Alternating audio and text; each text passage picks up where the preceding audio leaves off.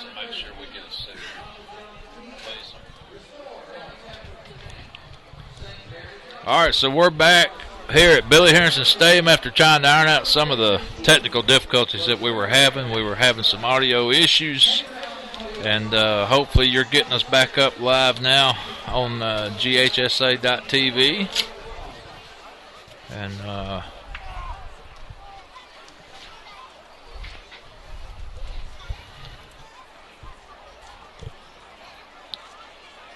we're fixing to play game number 9 of the season. Winder-Barrow Double G Bulldogs coming into Billy Harrison Stadium tonight to take on the Clarke Central Gladiators.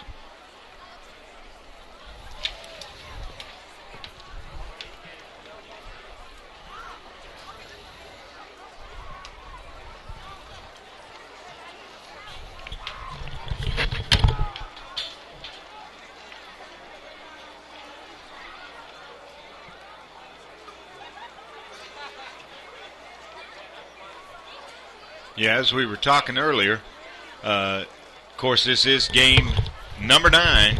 And, of course, Winder-Barrow coming off the big win against Cedar Shoals last week. And their first win in 31 weeks. So it goes back to 2008, Buster. And like we were stating earlier, Winder, the Double G Dogs, really coming in here with a lot of confidence tonight. Well, I was talking to Coach Riles middle of this week, and he said the thing that you need to be aware of these Double G Bulldogs, they play hard. They've been in a lot of games this season, and they've got 3 running backs, which, by the way, all 3 running backs gained over 100 yards against Cedar Shoals last Friday.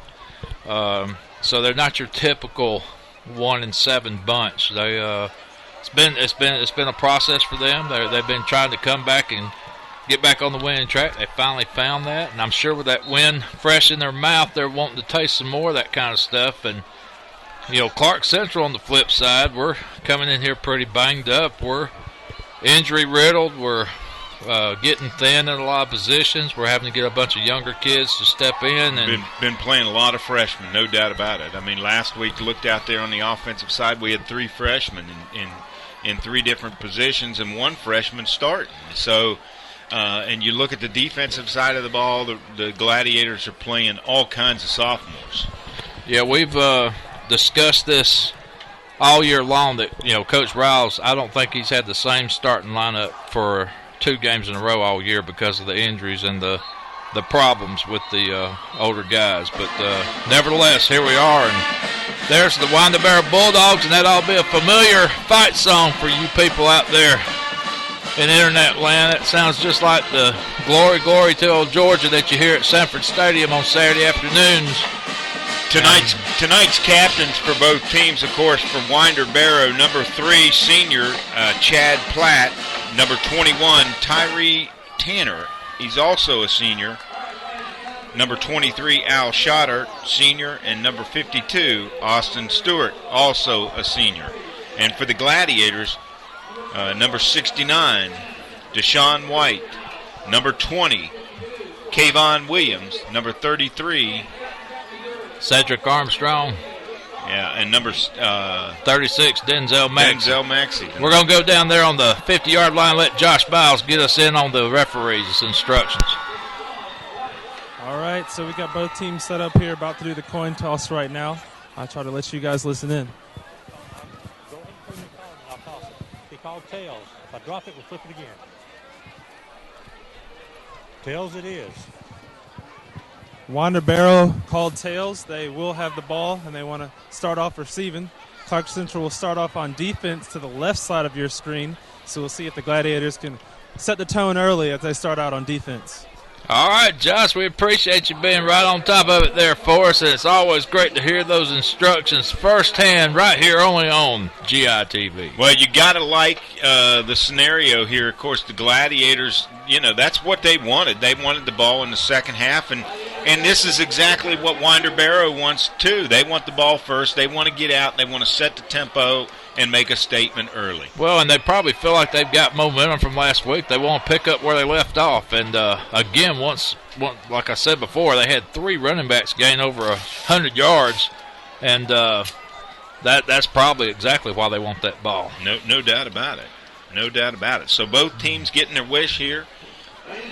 And we're going to keep our cameras on the Clarke Central banner and watch that red and gold run through there for the last time here at home in the 2012 season. And those 2012 seniors taking their last step on Billy Henderson Stadium's turf. And, of course, the Gladiators have to finish out here with 2 wins to have the opportunity to make the playoffs. Of course, some other things have to happen. So exactly. Let's bring on the Gladiators. And I might say just a beautiful night for football, Chuck. Good breeze in the air. It's not too cool, not too hot. It's perfect football weather. No doubt about it. Gotta love this type of weather here in Athens, Georgia. With your temperature at game time 66 degrees. We're a minute 53 away. And Josh, I don't know if you got your ears on, but what kind of feeling have you got on the turf down there? Feels real good down here. I'll tell you what, Buster, I don't see any problems we're going to have out here. It is just a tiny bit of moisture down here, but I don't think it should be a problem for the players. I'm sure they're ready to get out here and show off their skills against the Bulldogs. Well, it's just a beautiful sight. Billy Henderson Stadium, the last home game of the 2012 campaign, and Clarke Central and Max Germain fixing the kickoff to the visiting Bulldogs, and they've just reset the clock to 12 minutes. We're fixing to swap some paint. Clarke Central all in red jerseys, red pants, gold numbers, and the gold helmets with the white and red gold C's. Winder-Barrow all in white, red tops. Have a real South Carolina flavor to them as they get set to receive Max Germain's offering here. Ball's on the 40. Fans still filing in on both sides. You gotta love the Gladiators tonight in all red. Yes, sir. I love that look, no doubt. Germain hops, skips, boots, and it's going to be a little short pooch kick around the 30 and out of bounds. Not what Coach Riles is looking for there. Well, Winder-Barrow gets a gift right off the bat. They get good field position, and they'll start off on the, I guess they'll put it maybe on the 35 is what they look like they're going to run. Yeah, the penalty flag when it goes out of bounds, you get the ball first and 10 from the 35. So we'll get a first look at this running back number 3, Chad Platt, a senior who has been unstoppable for most double G dog opponents, and it looks like the quarterback's going to be number 10, Christian Hodge, a junior. Lining up in a fullback, H-back in the backfield. And they're going to give to the up back, and he cracks on 2 or 3 red jerseys and picks up about 4 yards off left guard. Met in the hole after 2 or 3 yards by Javion Hemphill, number 49, and then, of course, number 25, Nathan Fulton, also in on the tackle. Number 23, Al Schouter, the running back that carried the ball for the Dogs. He's a big boy. And they're going to line it up tight again. Hodge under center.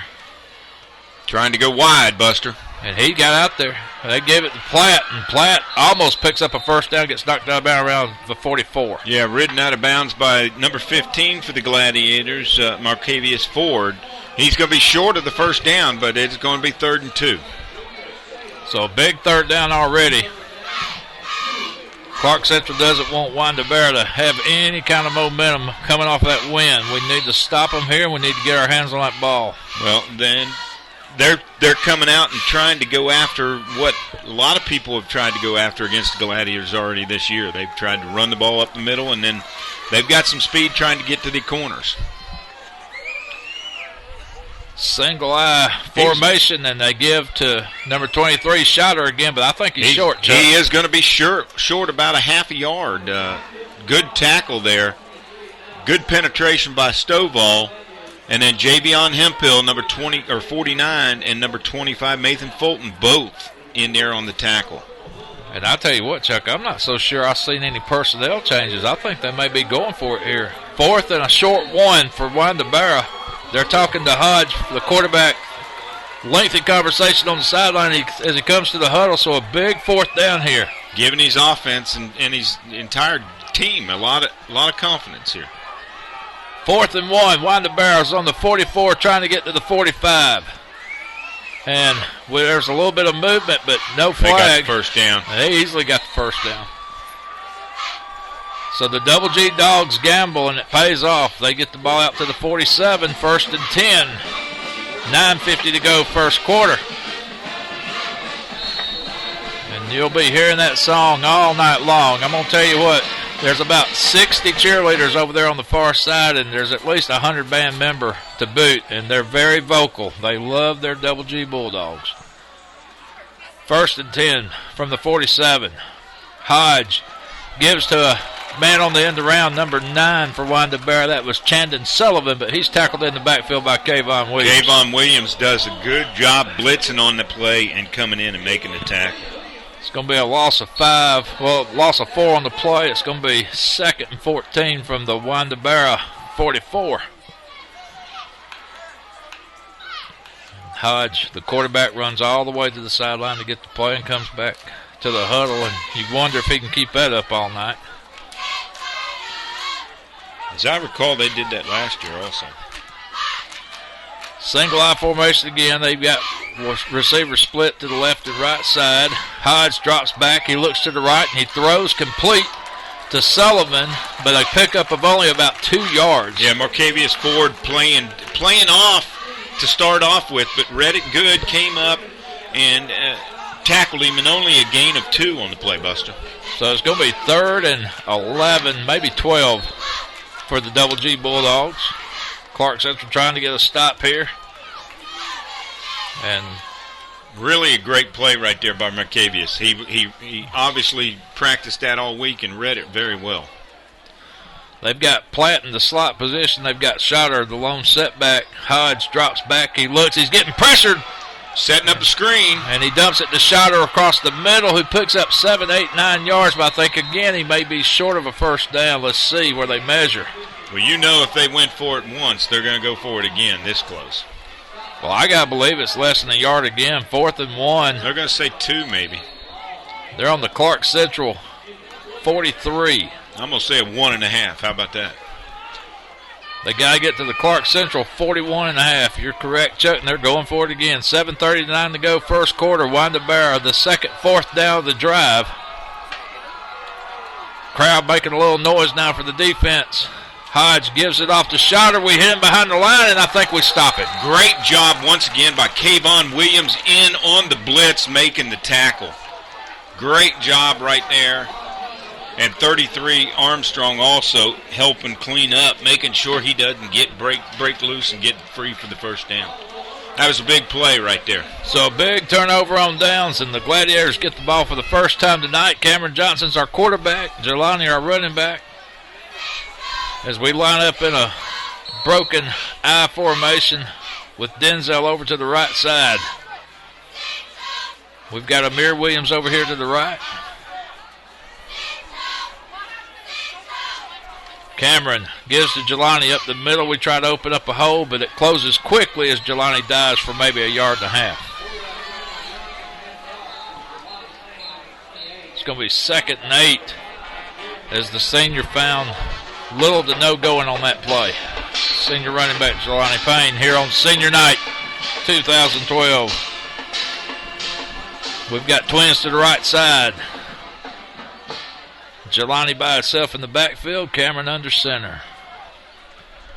We give Jelani again, and this time he dances and makes a few guys miss, and Jelani almost broke it. He picks gets up a first down. I don't see a flag, but I thought we might have had a face mask there. Jelani gets into Winder-Barrow territory all the way down to the 44, and Clarke Central picks up a first down. And we're in kind of the hurry up now as we quickly get to the line. Well, glad to see that. That was a big run by Jelani, and you want to be able to run the ball against Winder-Barrow. Now we're in an I formation. We got Jamonte Smith out to the left side. We give to Denzel Maxey off right guard, and he picks up 10 yards easily. Oh, lost a helmet there on the play. That's a big 77 Edwards losing his helmet. He's going to have to come out for a play.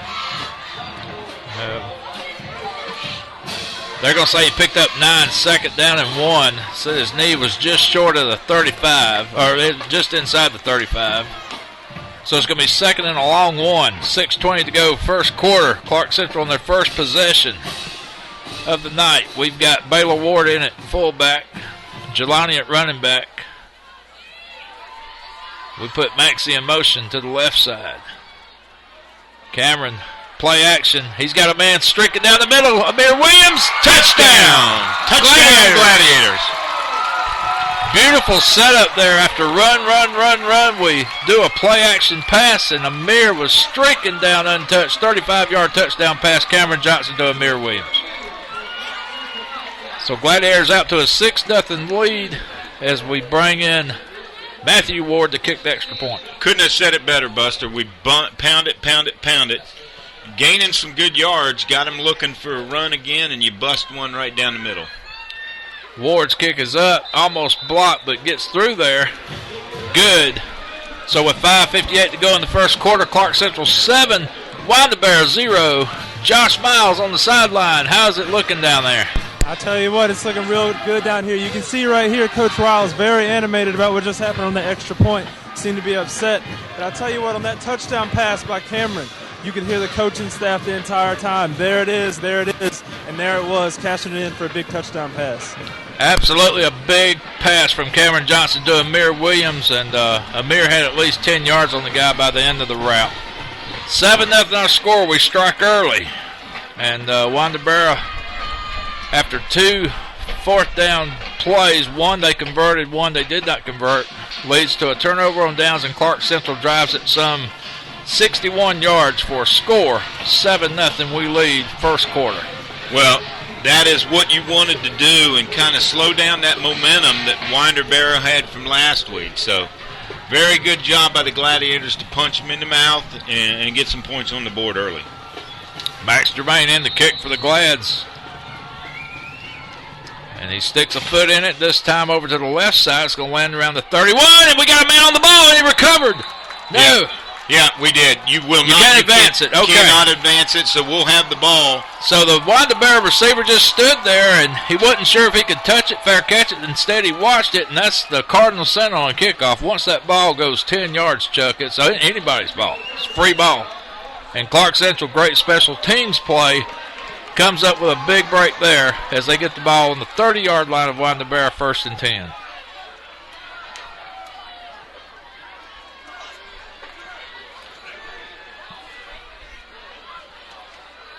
So the referee's making sure they get the ball spotted right. Cameron comes up under center. 5:46 to go, first quarter, 7-0. Clarke Central just got an onside kick type pooch thing, and we're trying to get more points. Just need to keep pounding it, Buster, right here.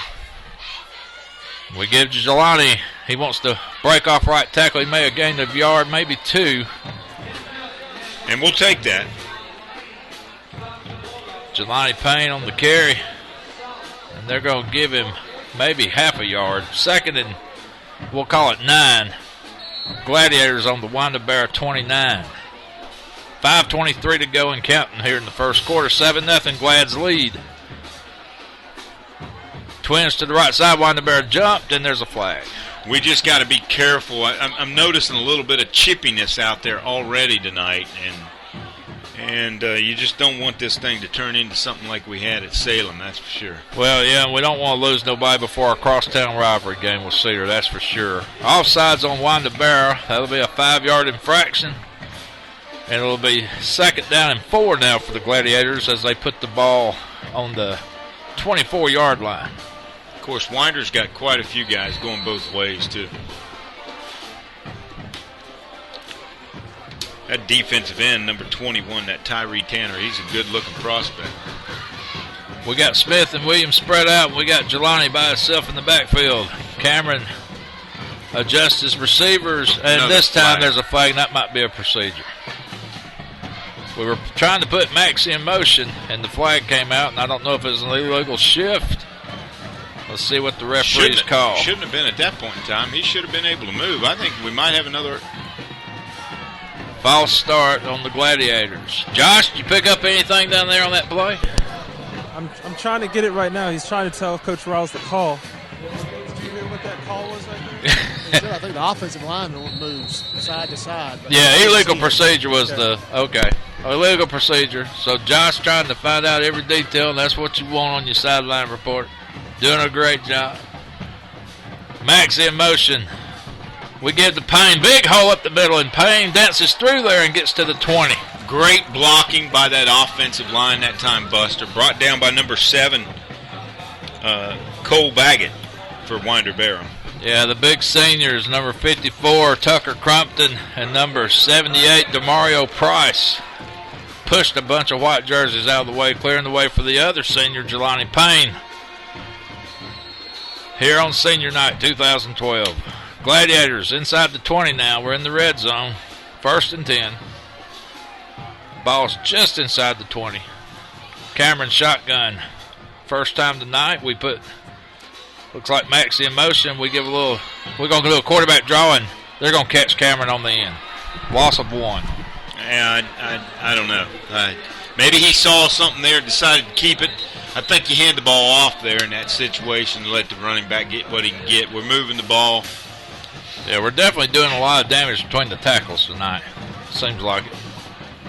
It's going to be 2nd down and 12.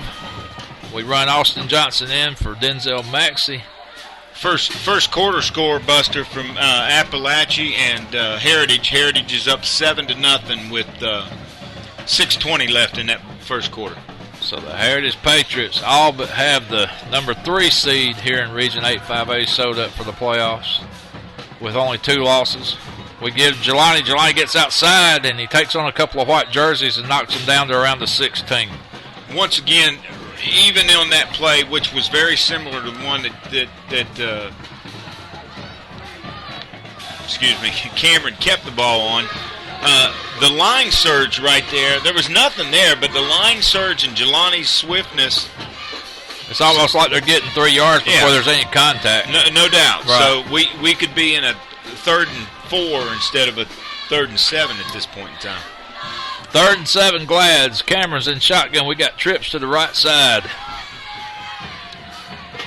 And we give Jelani. They read that. Winder-Barrow snuffed that one out, and they make a hit behind the line, and it's going to be a loss of 4 yards on the play. Number 21, Tyree Tanner on the tackle. That's that young defensive end that we were talking about earlier. He's not young. He's a senior, so good-looking prospect, though. So Winder-Barrow holds 4th down and 12 on the Winder-Barrow 22, and we're going to send Matthew Ward out for a long field goal attempt of about, let's call it 37 yards, as his brother Jock Jermaine holds.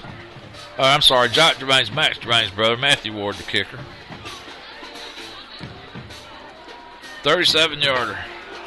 Kick is up. Keep your eye on that ball. It's good. Yeah, that's. I think that one's going to be clocked at 38, actually. I think he got to the 38-yard line. So, all in all, not bad. But you get the ball inside the 40. I would like to see some more points on the board, but we'll take what we got with 2:15 left in the first quarter. Gladiators up 10-0 over the Winder-Barrow Bulldogs. 10-0. And Josh, can you hear us, or is the band drowning us out? Oh, I can certainly hear you. I'm going to get an idea from the sideline about this start for the Gladiators. What do you think about this start right here? We got to capitalize. We can't kick field goal. We need to go touchdown. We need to capitalize when we get turnovers like that. We need to try to capitalize and get touchdowns out of the situation. Thank you so much. I tell you what, Coach Riles has emphasized that during the week, capitalizing on these opportunities, because they've had so many opportunities these past 3 weeks. Need to capitalize on these and continue to score the football. Well, there you heard it from Coach Dallas. It seems like I think that's who it was talking to. Yeah, that's Darren Dallas down there. Of course, we're going to have to get him something that shine off that head. Yeah, he needs a hat. A little glare up here. You can let him know we said that. Let him know Chuck Wegman said that to me. Yeah. Tell Coach Dallas that we're glad we don't play in the daytime with a head like that. And that ball almost stayed in, Chuck. But he tried. He's trying to get it close to that sideline, but he needs to work from the numbers, and he's getting a little bit too far right. So Winder-Barrow will be set up on the 35 again, I'm guessing. Yeah, Coach Riles is talking to him. Coach Riles has got something in mind. I think it worked that last kickoff. So we'll see. He's trying to show something for next week, I would imagine. 1st and 10, Winder-Barrow on the 35-yard line. Man in motion is Platt, and he does a little quick cut up the middle and maybe picks up 3 off of right guard. Yeah, good job there by number 98, Damon Stovall in there. Coming up on 2 minutes left to go in the first quarter here. Billy Henderson Stadium, Athens, Georgia. Clarke Central leads Winder-Barrow 10-0.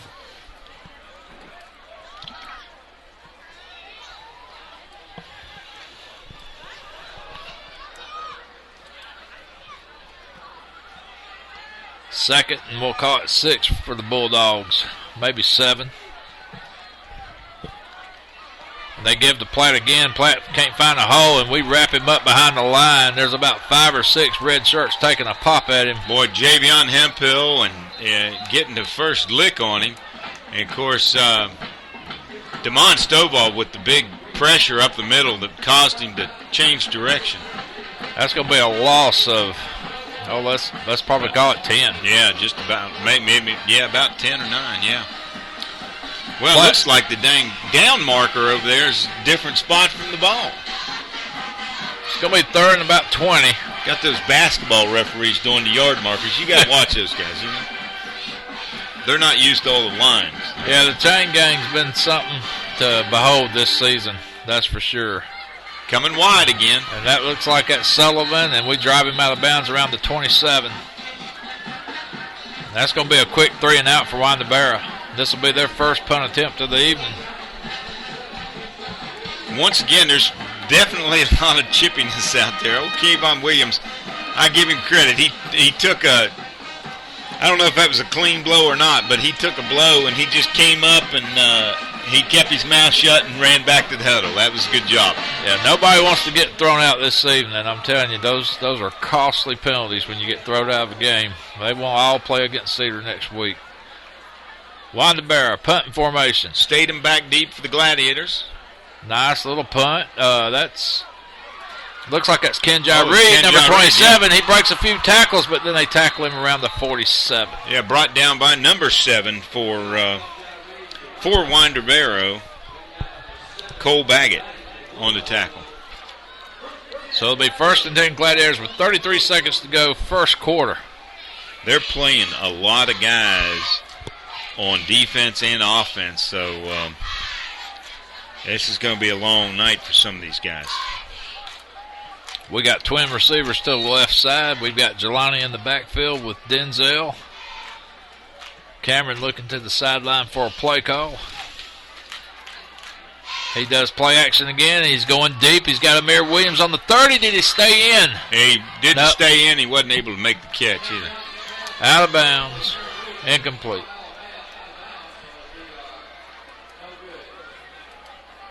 Well, a Winder-Barrow player just fell down around the 30. I don't know what his problem is. He just collapsed. He's back up now, but he's running kind of gingerly around the 40 there, and the referee's going to make him he's going to make him get out of there. Number 7 for Winder-Barrow, Cole Baggett, a sophomore. I don't know if he's cramping up or what, but he was trying to get back on the field. He just collapsed around the 30.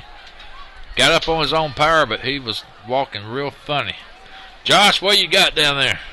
Well, this defense has had a great start here for the Gladiators. The coaches over here talking to them and letting them know adjustments they need to make to continue this throughout the ball game. You don't want to have a good start and then let it go later. These defensive coaches making sure these players know what to do. Well, Coach Self does a great job with that defense. And Coach Riles, I mean, you know, Coach Riles has just put together one heck of a staff, and you know, Forrest Paulson, the offensive line coach, assistant head coach, Aaron Self, defensive coordinator, Aaron Cavan, Mike Holland, Marcus Washington, Chris Halsey, Jason Pinnell, and Nick Kinsley, and, of course, Darren Dallas down there on the sidelines also. They just do a great job. Well, they do a great job of preparation, and it isn't just during the week of football. It's all year round, and they preach it, teach it, live it every day here at Clarke Central. And once again, we knew this region starting off this year was going to be tough with the addition of Gainesville. It proved to be that. It got touted as probably the toughest region in the state. Well, and with our youth going in, we knew that middle 3 games right there of Heritage, Gainesville, and Flowery Branch was going to be a tough road to hoe. If we could won one or two of those ball games, we would have been in the driver's seat. Well, we had a 3-week stretch where we played top 20 teams. Yeah. I mean, that was crazy. Cameron rolls out to the left side. And he underthrows his receiver, almost intercepted around the 42. Yeah, they had great pressure there by number 18 for the Double G Dogs, C.C. Green, and he kind of altered Cameron's pass that time, hit him in the arm, so that's why that one came up short, no doubt. So 3rd and 10, Gladiators not moving on this drive. 22 seconds to go in the first quarter. We lead by 10-0. 10-0 score. Well, I can tell you, Coach Riles is not a happy camper down there. I think my son, Coach Nick Wegman, is down there fixing the headset for the second time tonight. So he is doesn't get happy. He flings that thing a little bit. Shotgun Cameron. He's got a receiver, and again he underthrows him around the 35. That was Amir Williams he was trying to get the ball to. He had Amir Williams open, and good coverage there by number 22, Andre Kane, but Amir had a couple steps on him. Yeah, Cameron's just having a hard time getting the ball to the receiver, it seems like, on them last 2 throws. It's going to be 4th down, 4th and 10. We need to watch on the sidelines to see if he was injured with his arm there. Jermaine's in to make a punt for the Glads. Winder-Barrow, they're in punt-safe mode. Good kick by Jermaine. Fair catch called and caught around the 20 for the Bulldogs. Good coverage down there by number 27, Kenjai Reed. So it'll be 1st and 10, Winder-Barrow with 13 seconds to go in the quarter. They trail our Gladiators 10-0 here on the 2012 senior night at Billy Harrison Stadium for the Clarke Central Gladiators and Fall Sports family. Softball, cross country, the band members and the cheerleaders, all the seniors participating at their last home football game of the year, and for some of them of their lives. Yeah, that's for sure. It's a great night for those young men and women, and something they'll always remember. Man in motion, that's Platt. And Hodge does a little trickeration there, and he gives it to Sullivan coming from the other side, and he picks up maybe 2 or 3, and it looks like the first quarter is going to end right there. Good job there by Kenjai Reed staying home and making the first contact there in the line of scrimmage. So that's the end of your first quarter. You score Clarke Central 10, Winder-Barrow nothing. Let's go down to Josh Smiles. He looks like he's got somebody down there on the track. It looks like maybe the Gladiator mascot himself. Let's see if we can pick up Josh and who he's talking to down there. Josh? Yeah, I'll tell you what, I do have the Gladiator mascot right here, Nathan Welch. I know there's been a big focus on it being senior night tonight. Well, Nathan's a senior as well. What do you think about the Gladiators' start to this game? Well, we came out, we kicked off the ball to them. They had a good first down, and then we came back and we've dominated the game ever since. I think we're going to be having a good game today. It's looking good. Well, you heard it from Nathan right here, the Gladiators mascot, hoping for the Gladiators to keep things going forward. Thank you, Josh. Hey, Josh, you need to ask him. He might be trying to take Buster's job. That guy, he had it all down there for us. I tell you what, he sounded like a very distant relative there. The Gladiator mascot. Wow, wow, wow. Teach him young. There you go. So Winder-Barrow will be second and, is that correct? A 1 yard. I thought he only picked up a few yards. I don't know if the chain gang got that right, Chuck. And now the referees are going to come out and talk about it. I think they're making the chain gang move a little bit. And Coach Riles said, wait a minute, guys. Yeah, I think he only picked up a couple yards when the quarter ended. Yeah, we had 2nd and 7 in our situation, and they've got it wrong. They got it backwards, I think. They got it 2nd and 3 instead of 2nd and 7. There you go. Once again, you got to remember those guys are basketball referees. Well, there you go. They're used to the hardwoods and the comfiness of a gym. They're out here braving the leftovers of Hurricane Sandy, having to get used to these elements outside. 2nd and 7. Ball is on the 25. Winder-Barrow. They give a straight draw up the middle to Shotter. Yeah. 2 yard gain at most. And Kayvon Williams on the tackle, and of course Statham also in there on the tackle. Big Drico having another good year. So it's going to be 3rd and, let's call it 4. 3rd and 4 for the Double G Dogs. Drico Statham, another senior, playing in his last Clarke Central home football game.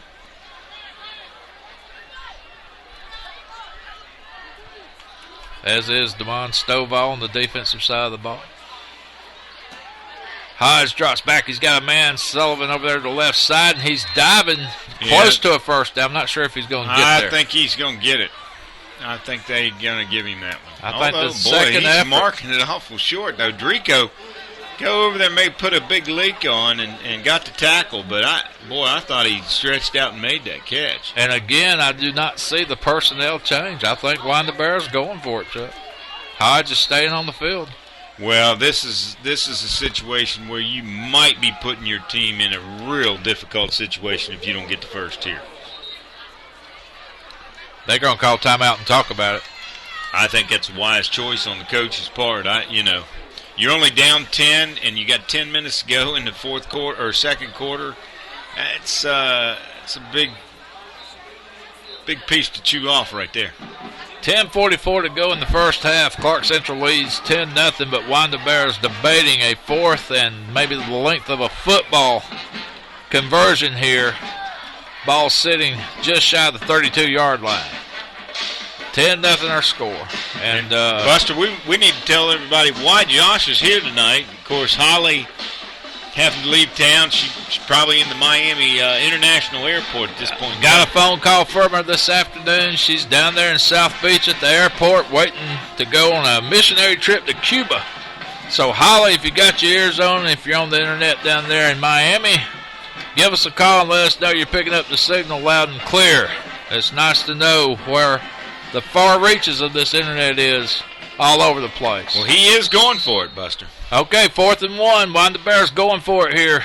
4th and 6 inches. I think we stopped them. Yeah, Chuck. we sure did. We stopped them short. Maybe a fumble on the play, and it's Gladiator ball either way. But they acted like it was kind of a fumble, but the Gladiators were all over it. So the gamble backfires for Winder-Barrow.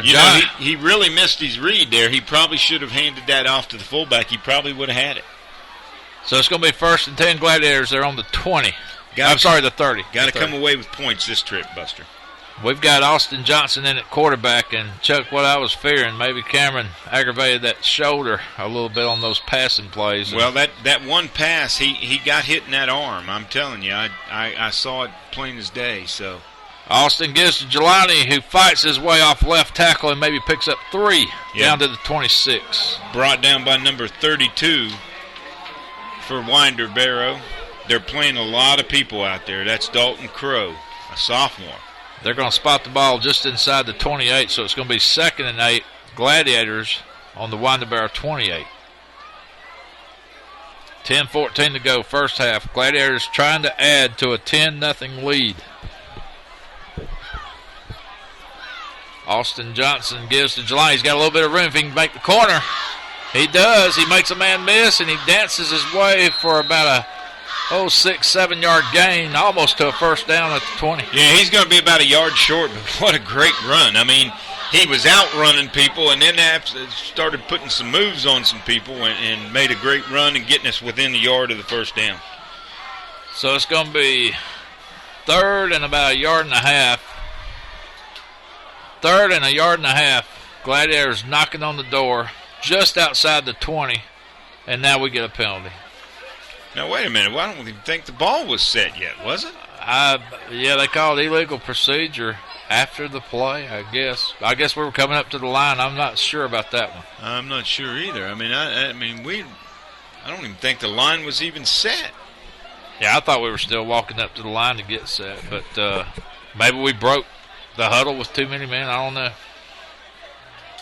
Well, a lot of confusion. Referees look unsure how to step this one off, and their original. Okay, so I guess the play initially that we just ran was illegal procedure, but maybe the whistles didn't blow loud enough. We ran through the play.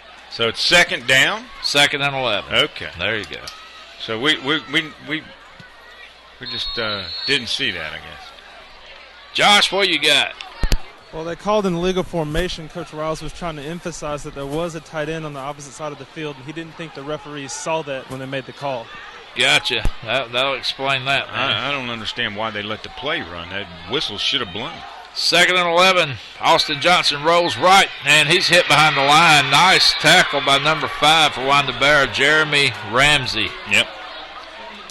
He was following Austin Johnson very closely till he caught his ankles. And that play was supposed to go to Maxey, a little dump pass to Maxey in the flat, but Maxey had to try to make the block on Ramsey and was not able to hold the block, and Ramsey makes a great play for the Bulldogs.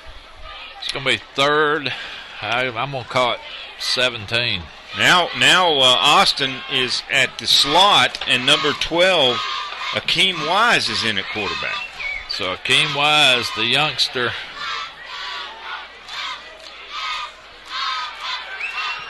No, that's Johnson. That's Johnson on the keeper, okay. So he gets us back almost to the original line of scrimmage. I would think we go for it here, Buster. Yeah, it's going to be 4th and maybe 6. No, it's going to be longer than that. 4th and about 9.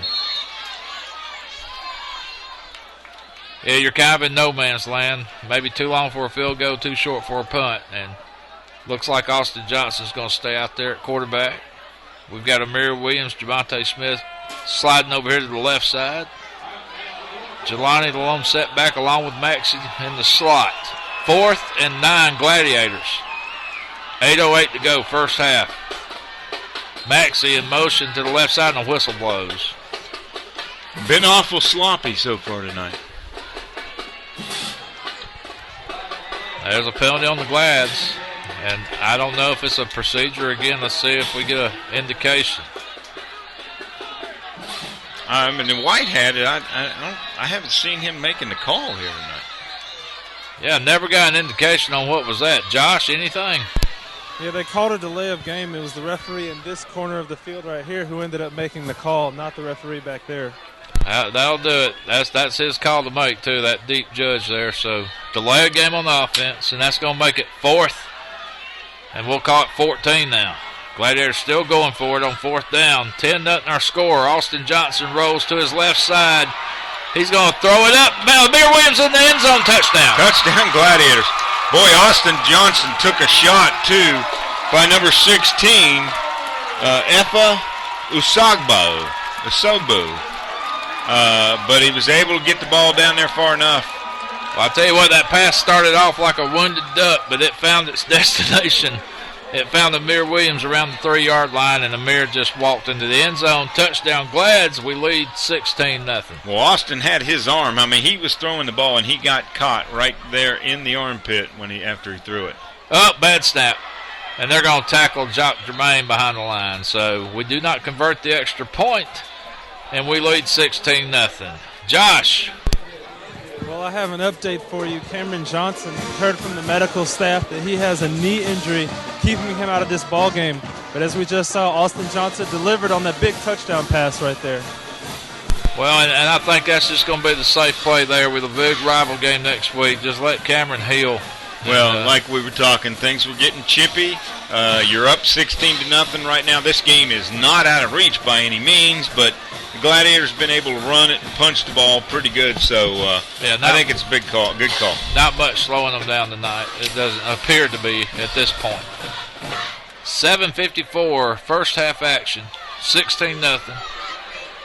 And let's see what kind of kick Jermaine tries this time. He's tried, I guess, 3 pooch kicks so far, hasn't he, Chuck? That is correct. We're practicing something, but really can't gather what we're trying to do. So let's see what we do here. Same thing. Well, that's what we've been doing most of the year right there, kicking it deep down to 10. That was returned by Sullivan. He fumbled momentarily, and they blow it dead. Still a first quarter score from Appalachia. Appalachia 0, Heritage High School 14. 2-score lead now for the Patriots. And Appalachia, they've had their ups and downs this year, that's for sure. It's going to be 1st and 10, Double G Bulldogs on the 25. Hodge and Schotter in the backfield. They put Platt out here to the right side, Sullivan to the left. Gladiators with a 5-man front, and Hodge dropped the ball. Fumble on the play. He may have jumped back on it. Gladiators are pointing. Let's get a signal, ref. What we got? Second down. They're going to say he recovered his own fumble. Okay. So it'll be 2nd and 10, Bulldogs after the fumbled snap. Officials will mark the ball for a yard loss. It'll be 2nd and 11. 7:36 to go, first half action. Clarke Central out to a 16-0 lead here on senior night here in the Classic City at Billy Harrison Stadium, Athens, Georgia. Glad you're with us out there on GITV.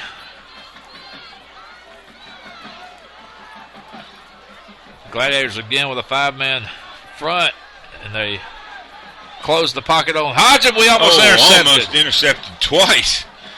Not sure who had his hands on it. I'm trying to get a number. Is that 25, Nathan Fulton, I believe? I think you're exactly right, yeah. It's going to be 3rd and 11 Bulldogs after the incomplete pass. And the wind's starting to pick up a little bit here at Billy Harrison Stadium, making several people, including myself, kind of fold their arms. Come on, Buster. Get a little nippy. North Cobb 21, Marietta 7. That's a first quarter score, Buster.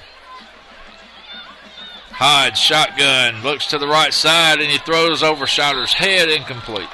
And he had some pressure back there from Damon Stovall and number 49, Javion Hemphill. So another quick 3 and out for the Bulldogs as the Gladiators defense holds. Damon Stovall, big senior, trotting off the field. South Forsyth 6, West Forsyth 0. That's a second quarter score. That would be an upset, I would think. Here we're 7:06 to go, first half. Clarke Central leads 16-0. Winder-Barrow attempting their second punt of the evening. Good snap. Nice kick. We're going after that kicker, too. Kenji Reed feels it on the run, and he's got a little bit of room. Kenji runs so strong down to the 41-yard line of Winder-Barrow. Brought down by number 5, Jeremy Ramsey. Allatoona 7, North Paulding 0, first quarter score. A lot of people thought that Allatoona might get tested tonight by North Paulding. ML King 3, Tucker 7. That's a second quarter score. Loganville 13, Gainesville 13. That's a second quarter score. Wow, Loganville and Gainesville. And that ML King Tucker score again? 3-7. 6:56 to go. A lot of heavyweights, a lot of top 20 action going at it tonight in 5A football. Warner Robinson Northside's going at it tonight as well. Here we give Jelani Payne, and not much going. Maybe gets back to the line of scrimmage, and that's it. That was all effort right there to get back to the line of scrimmage. 21, Tyree Tanner, and number 16, I think I'm saying it's Ifa Asabuga. Now, I'll tell you what, I'm going to ask our engineer, Chris Crumpton, if he can get one of our camera guys to get a shot on that Winder-Barrow drill team warming up over there. I mean, they have got some numbers on people throwing those flags over there. Pretty incredible sight.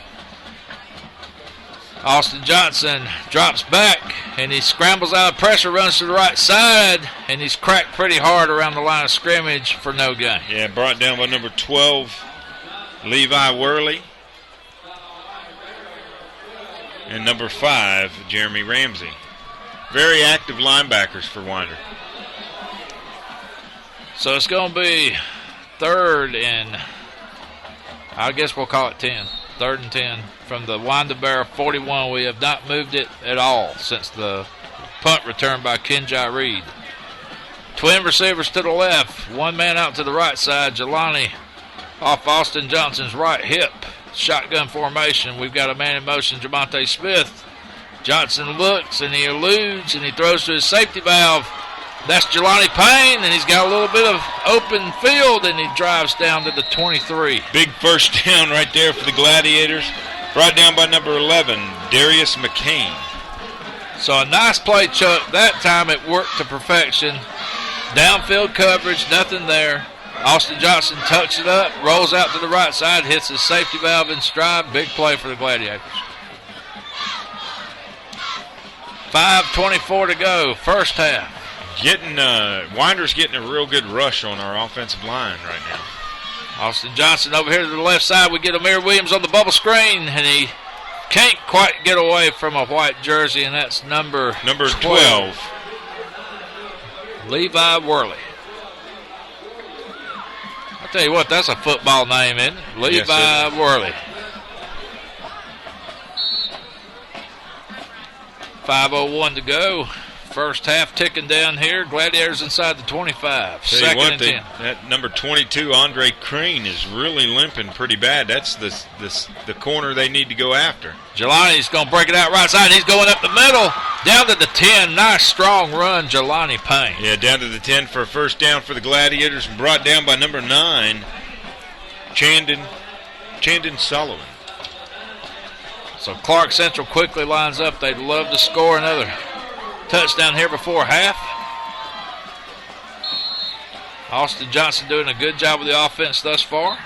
Camden County and Lowndes are 0-0 first quarter score. That's a huge game, Chuck. Yeah. Colquitt's up 7-0 over Coffee. Another big game. Yeah. Man in motion, Maxey. Johnson gives to Jelani. No, he's going to keep it himself, and he runs off right tackle for about 5 yards. Excellent run right there.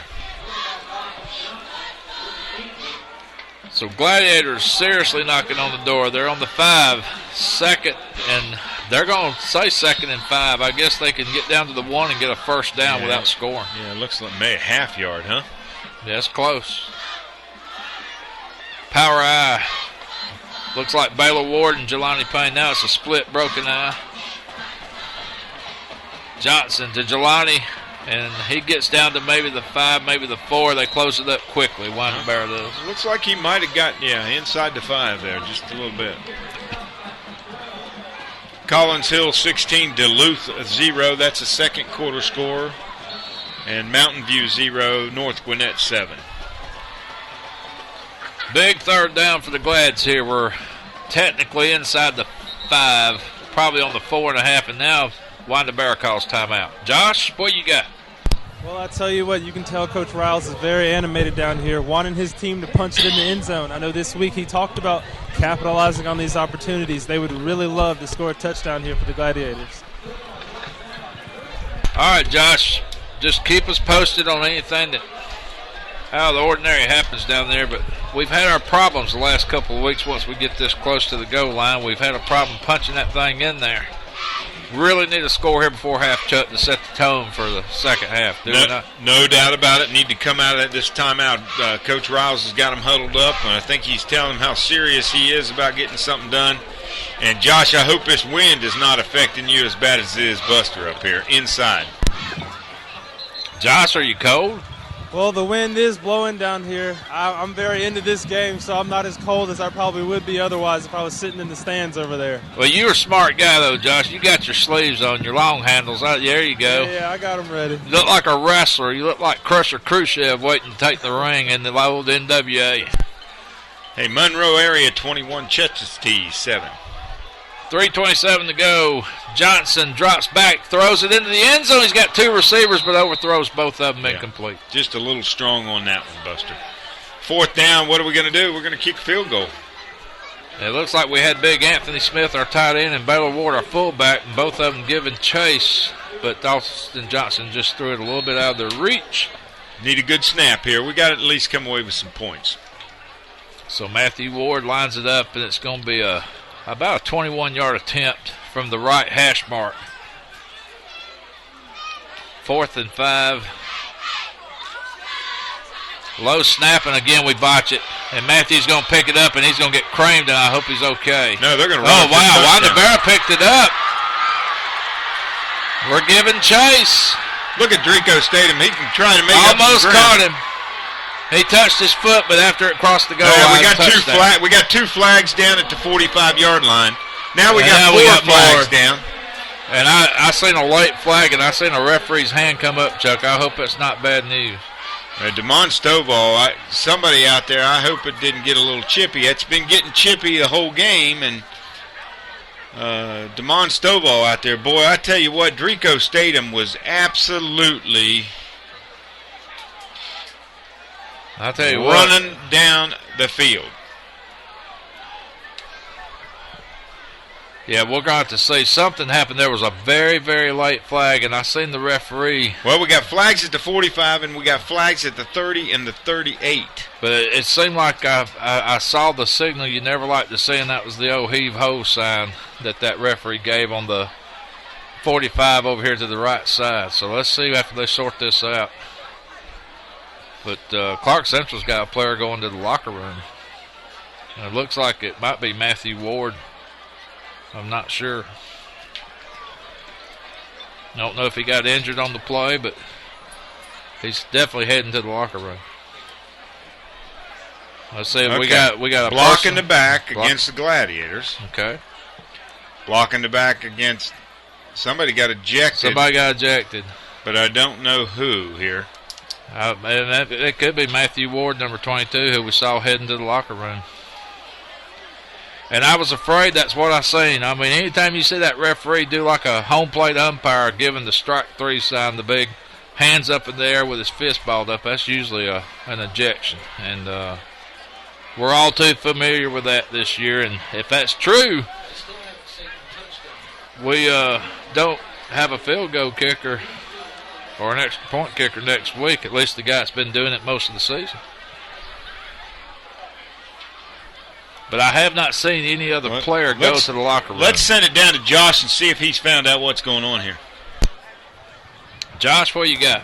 Well, yeah, they did send Matthew Ward to the locker room. I saw Coach Riles even instructing him to get to the locker room, telling him he knew better than that. There may have been a late hit that he had after being frustrated after being hit after that when the fumble came on the field goal right there. So I think that was a little bit of frustration on Matthew Ward's part, and Coach Riles sent him to the locker room after that play.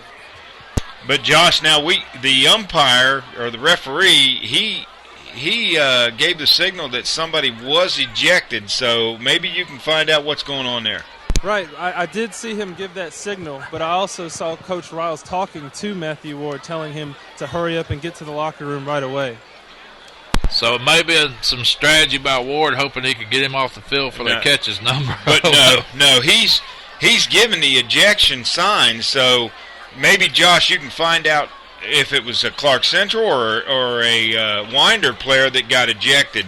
And is the touchdown going to stand? That's another question.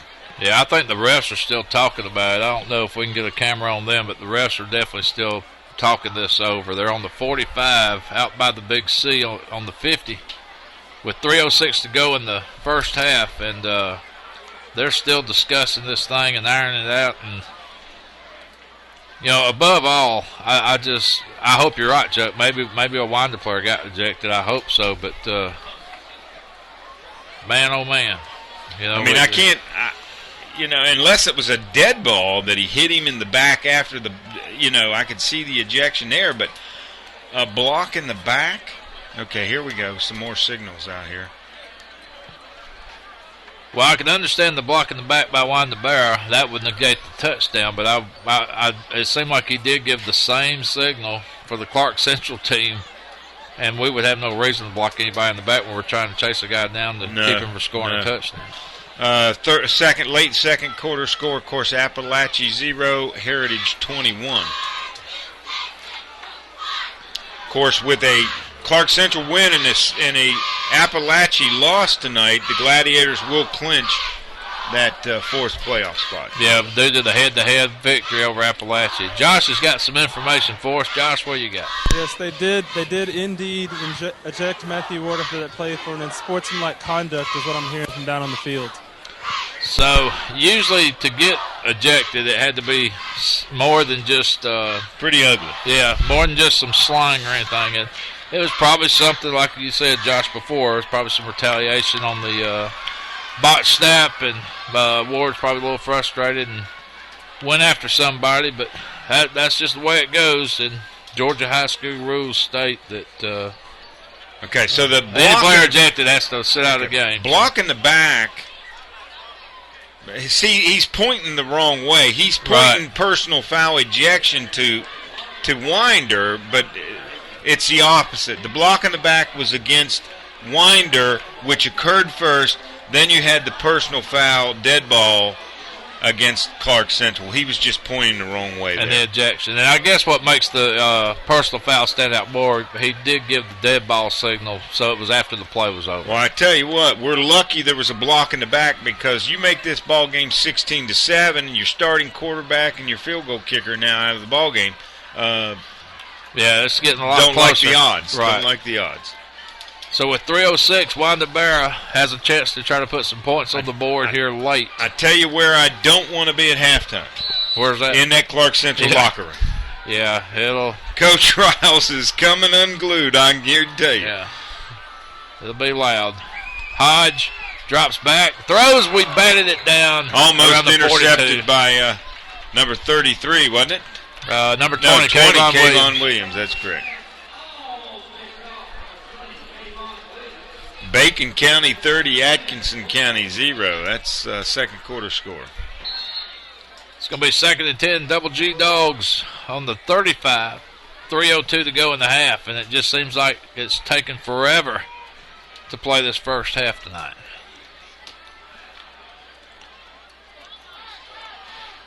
Sullivan to the left for Winder-Barrow. Brandon Randall over here to the right side as Hodge looks over the coverage. He's in shotgun formation. Looks like he has Platt in the backfield. And Hodge drops, pump fakes, and throws, and he's got a man streaking down the left side just out of reach around the 30. Boy, I tell you what, I thought that was going to be way overthrown, and that young man was getting, he and Drico Statham were both trucking it down the field. 2:57 to go in the half, and 3rd and 10, and Winder-Barrow desperately trying to get some points on the board before half here. A lot closer play than I thought it would be right there, Buster.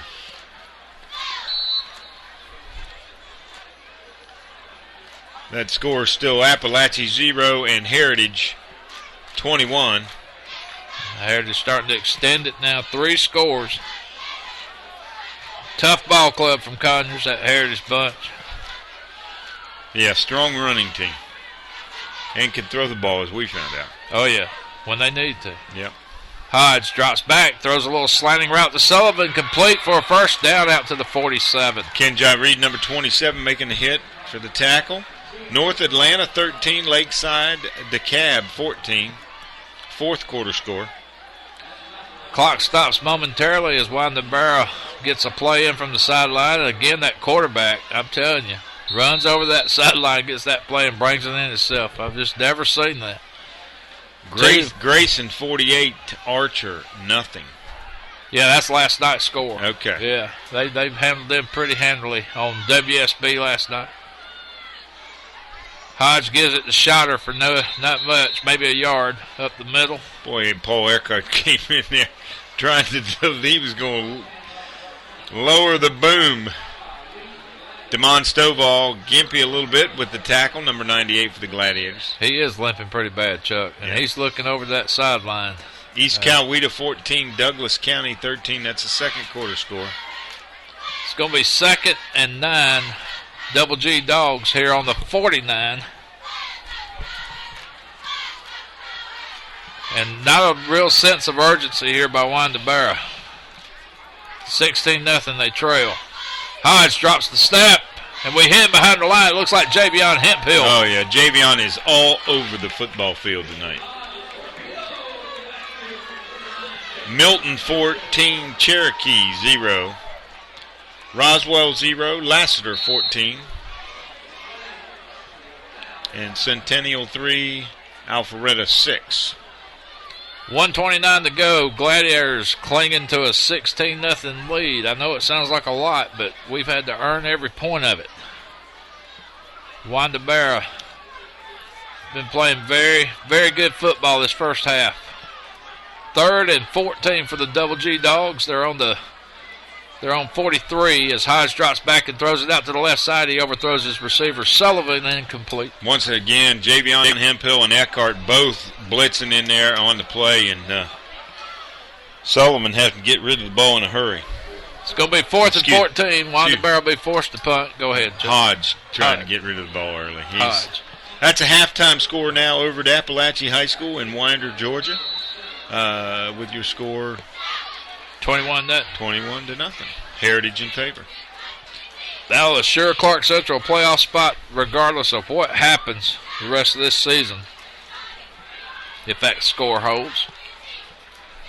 1:06 to go. Winder-Barrow forced the putt. We get a little pressure, and he shanks it. He shanks it out of bounds. And it's going to go out around the... I think about the 37. 37 really wasn't that bad of a kick. Maybe a 25, 26-yarder. For a shank, that's not bad. Oh, I missed it by half a yard. Yeah. Clarke Central going business on the 35, 1st and 10 with 59 seconds to go. Josh, you got something. First. Well, I tell you what, there's one thing you need to keep an eye on when Winder-Barrow's on offense. Their quarterback, Dodge, has had a lot of trouble holding on to that football coming out of the snap. I've seen 3 different occasions where he hasn't exactly grasped that football. So I know that's something we need to keep an eye on in the rest of this football game. Yeah, there's been some problems with the center quarterbacks exchange, that's for sure. 1st and 10, Austin Johnson rolls right. And he's got a man complete. And I believe that's number 26, Marcus Campbell. That was a very good catch there by Campbell also. Very good catch. He just picked that one out of the sky. First quarter score, Warner Robins 0, Northside Warner Robins 7. Wow. That's typical. I knew you were waiting on that one. Man, I'm telling you, that town is upside down right now. Late second quarter scores, I have Loganville still 13, Gainesville 13. That's incredible. Amir Williams is tackled for a loss of about 3 yards on the play, and that's going to make it 3rd down. Gladiators 3rd and about 8 with 45 ticks on the clock, and we call timeout. Josh, what have you got? Yeah, it looked like Coach Riles was a little bit upset right there with 26 for the Gladiators, wanted him to get a block out there on the edge to free up some room for Amir Williams to get down the field. You could see him yelling at him as he came off the field with this timeout. Yeah, Josh, the bubble screen's a great call, only if the block succeeds. And of course, Marcus Campbell is a sophomore, young man out there getting some playing time, and he's going to learn. There's no doubt about it. Well, I'm really impressed with the Gainesville-Loganville score, Chuck. That's these scores we're getting in. Here we are getting close to halftime. Hopefully, I'm not hopefully, but hopefully Loganville's playing them well and can get the win. Well, that would be a huge upset. That would really make some people over at Flowery Branch ecstatic with them having a night off, watching their foes. Making Game 10 a biggie next week. Yes, sir. Pretty much done deal. The region championship next week will be decided between Gainesville and Flowery Branch. And deservedly so. 2 good ball clubs. I remember us going over there in the same scenario 2 years ago. Austin Johnson catches Amir Williams around the 50. Nice catch, Amir Williams, as he's dragged down around the 46. That whole play was just a great pitch and catch right there. Just Austin sat down in the pocket and made a great throw. Amir went up and got it. 1st down Gladiators. We call a timeout. Plenty of time to do something here. 39 seconds to go, and of course, Matthew Ward not being able to kick field goals is a big thing. But, of course, Max Germain's still out there, and I'm sure that they'll go to the senior if we get into that kind of situation. But 2-minute offense, Chuck, you can't stress it enough. You got to have your calls and your plays, especially when you're getting down to no timeouts. You got to know what you're running, and I'm sure that's what this timeout's about here. If telling the boys maybe to get out of bounds or to get down quickly or – to make sure that you do everything you can do to conserve every second of that clock. Well, Amir Williams come off the field with his helmet damaged. Coach Wegman and Coach Dallas both over there working on it. Amir's trying about 5 or 6 helmets on the sidelines trying to get back into the game. And it looks like they're going to put in the freshman. Was that the freshman number 29? Desmond Sorrells, but I no, Amir's out there with somebody else's helmet. Well, that's Desmond Sorrell's helmet. Then I seen 29 running out there doing something in the huddle, and that must have been him giving Amir his helmet. So 39 seconds to go, first half, 1st and 10. The ball is just outside the 47 of Winder-Barrow. Austin Johnson's in shotgun. He's got twin receivers to the right, one over here to the left, and he pump fakes to the right. He wants to throw. He's got his man. Intercepted. Oh, golly. Laid it up there just too long. Too much air. Coach Riles is really talking to him about, you got to put that one on the money. You cannot lob it. Intercepted by number 9, Chandon Sullivan. It was a good play. It was just too much air on that one, Chuck. Touchdown. That was a touchdown all the way. Coach Riles just cannot believe that he lobbed that ball. And that's something that Austin Johnson will get as he gets more reps. He'll learn how to get that pass down a little bit. You just got to love Coach Riles. His animation on the sidelines is just unbelievable. So with 32 seconds to go in the half that will never end, Winder-Barrow gets the ball on the 11. 1st and 10. And they fumble the snap again. We may get the ball chucked down here on the 10. Yes, we do. Gladiators with the ball, but they're going to mark him down. 28 seconds. No, they're calling Gladiator football. Okay, Glads get a big break. So with 28 seconds, the Glads get another chance. Jay, I got to give props down there to Josh. He's been talking about that snap all night long. Josh, you called it. Yep, yet again, that snap proven to be trouble for Winder-Barrow. Well, they made this substance back in the day that came in this aerosol can, Chuck, called Stickum. Do you remember that stuff? I sure do. That stuff smelled so good. What was the defensive back that played for the Oakland? Tatum. Yeah, and that's going to be a touchdown. Jelani Payne untouched around left side, touchdown. We're sitting here talking about Stickum, and Jelani Payne just takes off for a touchdown. 12-yard scamper around left end, and that makes it 22-0 Clarke Central. And we're going for 2, Buster. Going to go for 2 to try to make it a 24 spot on the scoreboard. We're going to leave Jelani Payne in. Amir Williams at receiver. We got the big tight end, Anthony Smith, Marcus Campbell, and now we send in Jamonte Smith, and it almost looks like we wanted to set up some kind of passing play, but we call time. We got to call timeout. Get this straight. He's putting that green, what he calls his green formation in there with Jamonte Smith. That's the alignment that we line up in, and we, not prepared. Of course, let's give him some credit. It was just scored a touchdown. Normally you're going to go for 1, but trying to get the right personnel in there to run the green. So we're going to go for 2 to get this 24-point lead, but after the turnover, the Gladiators able to put it in the end zone in 6 seconds. Josh, what are you hearing in the huddle down there? Well, Coach Riles really emphasizing on wanting to get this 2-point conversion in the end zone to make it 24-0 here. Let's see if the Gladiators can go iron it out for another 2-point score right here.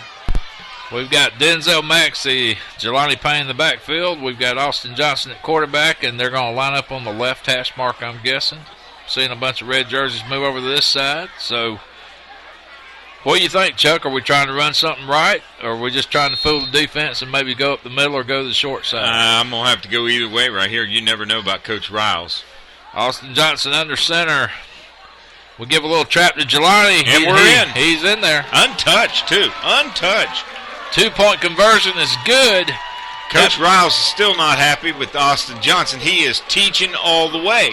But you got to give Coach Riles credit. I mean, he's got to be teaching at this point in time. You don't know what the injury is to Cameron Johnson. Right. And this is where you've got to prepare Austin for next week. Well, and that's all it is. And, there's a thing out there, folks, called tough love. And that's all this is. It's tough love. He's just teaching as we go. There's no doubt about it. Coach Riles, these kids respect Coach Riles to the nth, and they know that he's teaching and coaching all the time.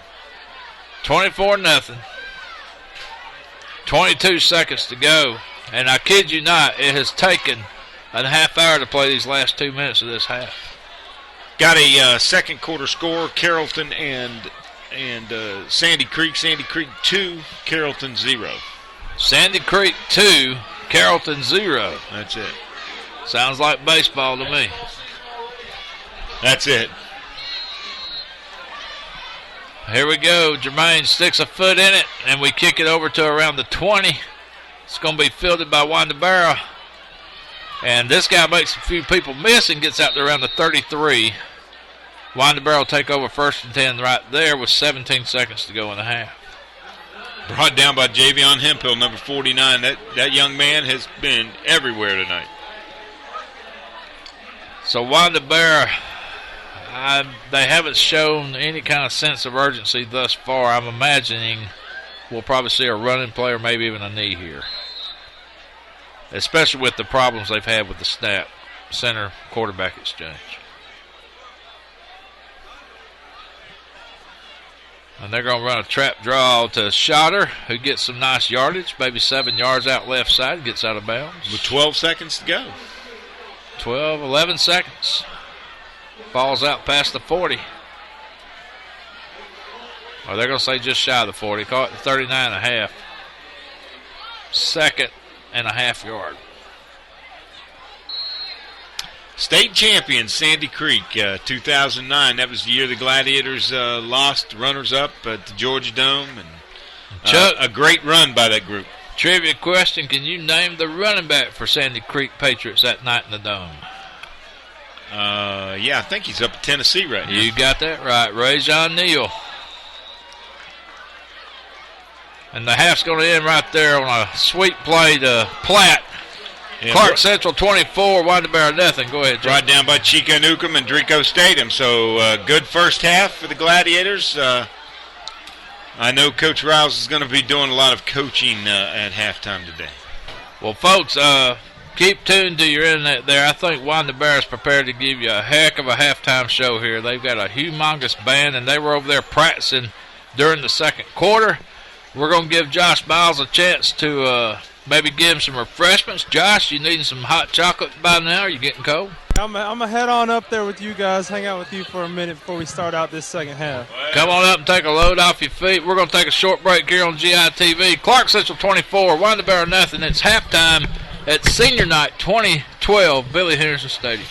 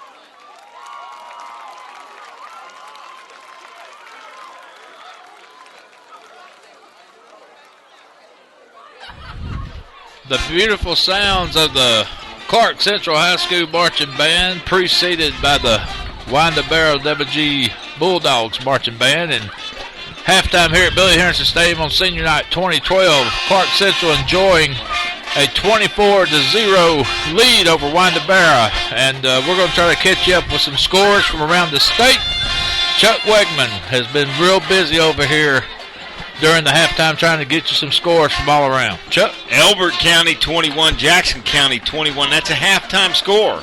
So, gotta like that. Bacon County 30, Atkinson County 0. That's a late second quarter score. The Dublin Irish 0, Laney 18. That's halftime score. Monticello 7, Bleakley County 21. That's a late second quarter score. Central Gwinnett 7, Decula 7. That was a late second quarter score. May I tell you, Central Gwinnett's played some great football this year. Warner Robins 0, Northside Warner Robins 21. That was a halftime score. Armucci 3, Coosa 12. That's halftime. And Calhoun 7, Model 0. You were going to say something about the the North Side. That's a big rivalry game, and that's a battle of two top 10 teams. And just amazing to me that Warner Robins hasn't mustered up a score on their rivals. Hey, Greene County 27, Rabun County 0. Big night tonight for Greene County. Heritage 21, of course, Appalachia 0. That is halftime. ML King 10, Tucker 7. So that's another big ball game down there in Atlanta, over in Atlanta.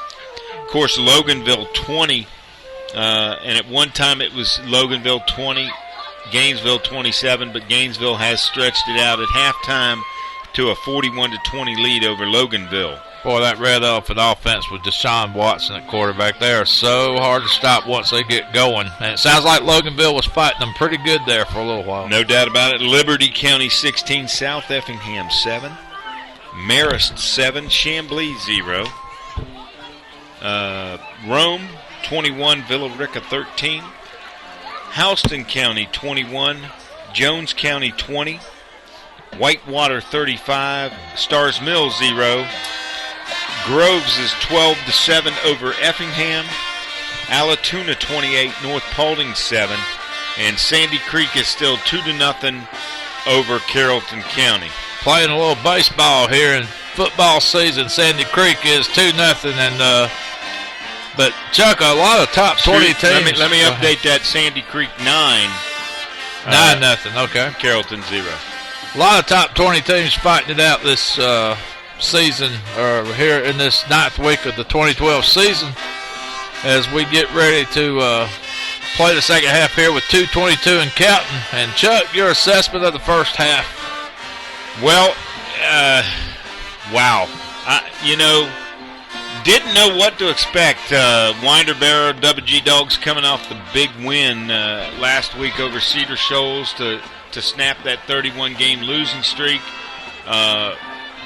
Felt good about the Gladiators coming in and Winder having the ball first. The Gladiators were able to shut them down, keep them off the board, and then turn it into a score to kind of quieten it down. And then you could feel the game getting a little chippy out there. I mean, we talked about it a couple times, and of course, all of a sudden, a couple bad snaps on our extra points, and something happened, and we lose our field goal kicker for next week. Of course, he's ejected from the game. Hate to see that. Don't know what transpired to cause that situation, but yeah, I think what happened to Matthew on the play, the snap was bad, and Matthew tried to pick up the ball and possibly run with it. In the process, I think he fumbled, and the Winder-Barrow guy made a hit on him, and then, of course, another Winder-Barrow defender took off running. And I think Matthew just didn't like the Winder-Barrow guys coming after him, but, that's why you either make a decision to either fall on the ball or run with it. And Matthew, I think, went after the guy, and that's just his competitive nature. And unfortunately, in Georgia High School Athletic Association rules, when you get ejected, you have to sit out a game, and Matthew had been doing such a great job this season with our field goals and extra points and brought so much consistency to the table in that department. So now Max Germain, our senior, will have to handle the kicking duties for the rest of this game and the rest of the regular season, Chuck. And all we can do is ask that the senior tote us as we continue to limp and get banged up and have all kinds of things happen to us during this 2012 season. Well, I think Max has got a much stronger leg than Baylor. Baylor was Matthew, but Max has just not been consistent this year early, and Matthew took over the duties and was able to become very reliable. So that is going to be a loss, no doubt. Yeah, Matthew definitely had the accuracy. And the other thing that I'm really worried about, and I thought it was an arm issue or shoulder issue early that Cameron took, and now they're talking knee. A little worried about that. And well, we saw Cameron throw about, maybe 4 passes tonight, and 3 of them did not reach their destination. It just seemed like that shoulder injury was still maybe nagging Cameron a little bit. And of course, if it is the knee and you're stepping into the pass, that could have been the problem. So mechanics. Austin Johnson has looked good in this second quarter. He's done some things, and really is a good time for him to get some experience and playing time out there under this situation. So the Gladiators just need to put some drives together, keep pounding the ball with Jelani Payne, and pick up the first downs and run the clock here in the second half. Well, 1:52 to go, and we've been getting a lot of great updates from our sideline reporter, Josh Miles, and we're going to go down to Josh and see if he's found out anything while the teams are out there warming up for the second half. Josh? Well, I just talked to Coach Dallas down here, and one thing that Coach Riles had emphasized during the week was we've got to play 4 quarters. Coach Dallas let me know that that's what Riles yet again emphasized in the locker room at halftime. They've got to finish, can't have any sloppy play out there. Had a lead in other ball games and haven't capitalized on that lead. Hoping the Gladiators can do that tonight. Well, that has been kind of the tale for the last 3 weeks. It just seems like we've had a hard time playing 4 full quarters. Started off at Heritage. We was up 17-0 with 3:23 to go in the third quarter, and we kind of saw the wheels fall off in the fourth quarter at Conyers. And, of course, that game went to overtime, and Clarke Central lost eventually 23-20. Same thing happened the next week at Gainesville. We jumped out to a 21-7 first quarter lead. Came back in the third quarter to pull in a touchdown. I think it was 35-28 before Gainesville's offense cranked it up and went on a scoring spree and eventually won that game. And then, of course, last week against Flowery Branch here at Billy Harrison Stadium, we're beating Flowery Branch 13-10 to start the fourth quarter, and we let that game slip away too, Chuck.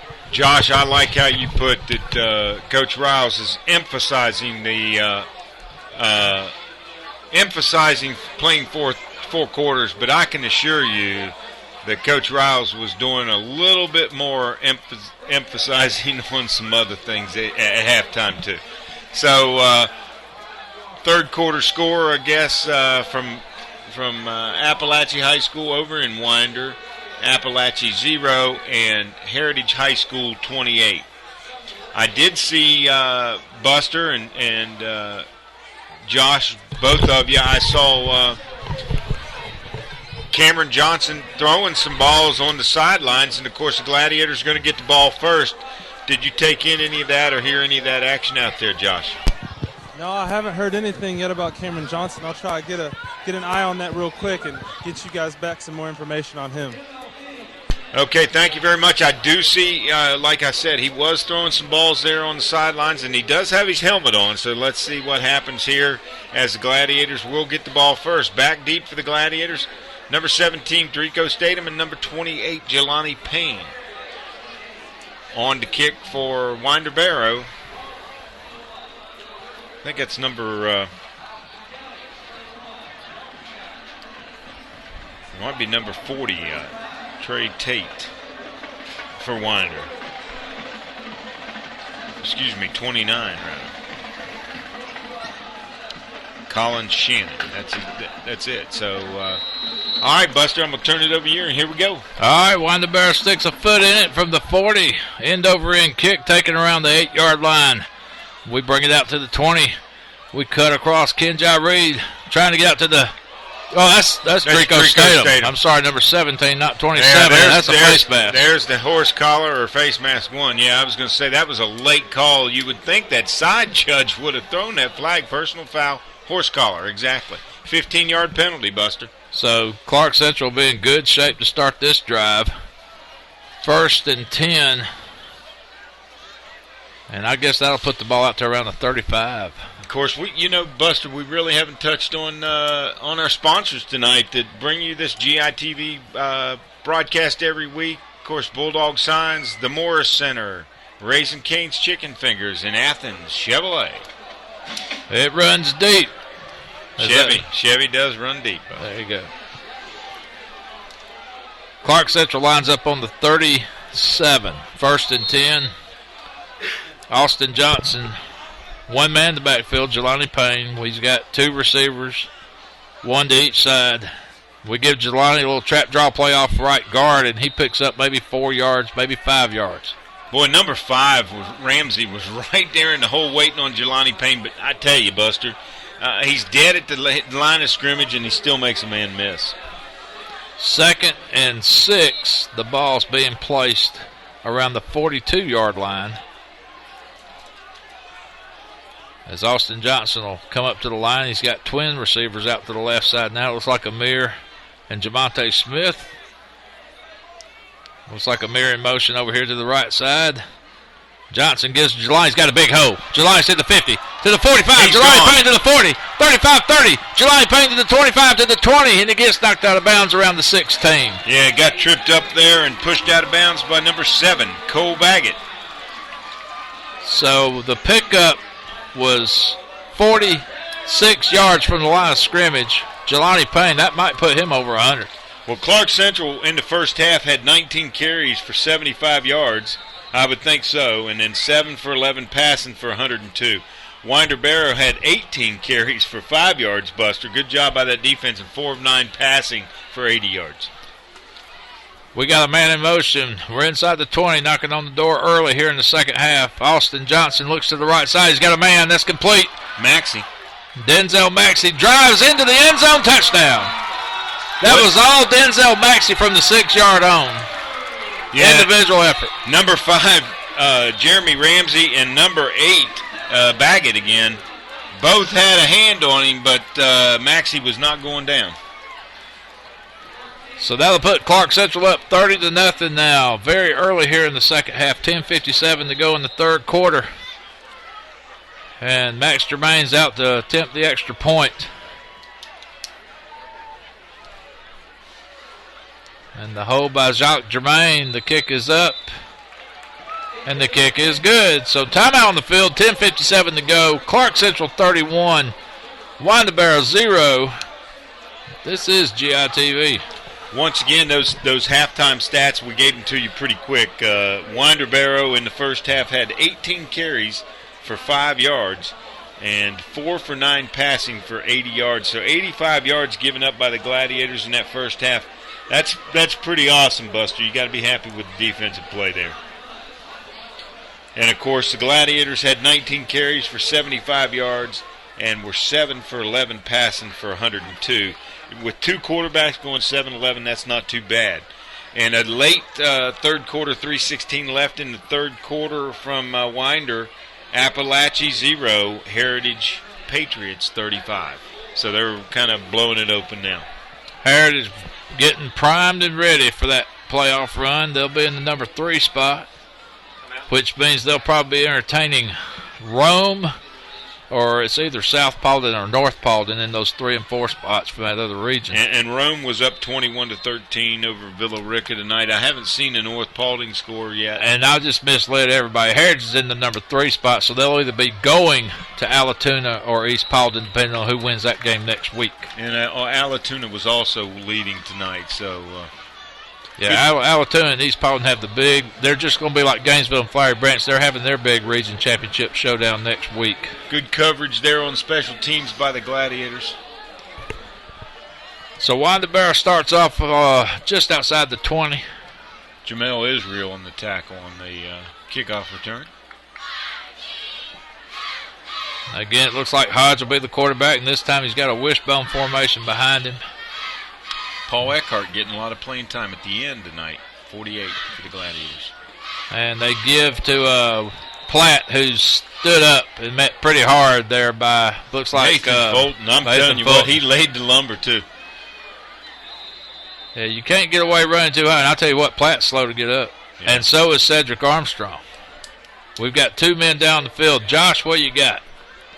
Yeah, I'm not sure if one of them may have had the wind knocked out of them, if even both of them. I don't see either of them favoring any part of their body, but you can see that the player for Winder-Barrow has his hands over his head and just seems to be trying to get air back in him as he took a hard hit on that play. A lot of collisions. You could tell that was a hard hit. Nathan Fulton, he brought the lumber. Yeah, he was playing some pretty tough football up high there when he made that hit. Athens Academy up big tonight, 44-7 over Hebron Christian. Lowndes in Camden County is 7-7 tie. That's a good ball game. Camden was expected to maybe be a 2 or 3 score favorite in that game, but got their hands full, it sounds like. Carver Columbus 7, Peach County 10. That's a late second quarter score. And Woodward Academy 0, Cedar Grove 7. Valdosta 17, Brunswick 10, third quarter score. Colquitt County still 10-0 over Coffee in the third quarter. And East Coweta 31, Douglas County 13. That's a halftime score. Noonan 17. Speaking of Coweta County, Noonan 17, Westlake 0. That's halftime. Harrison 14, McEachern 49. Wow, a lot of points scored there at half. South Cobb 0, Hillgrove 7.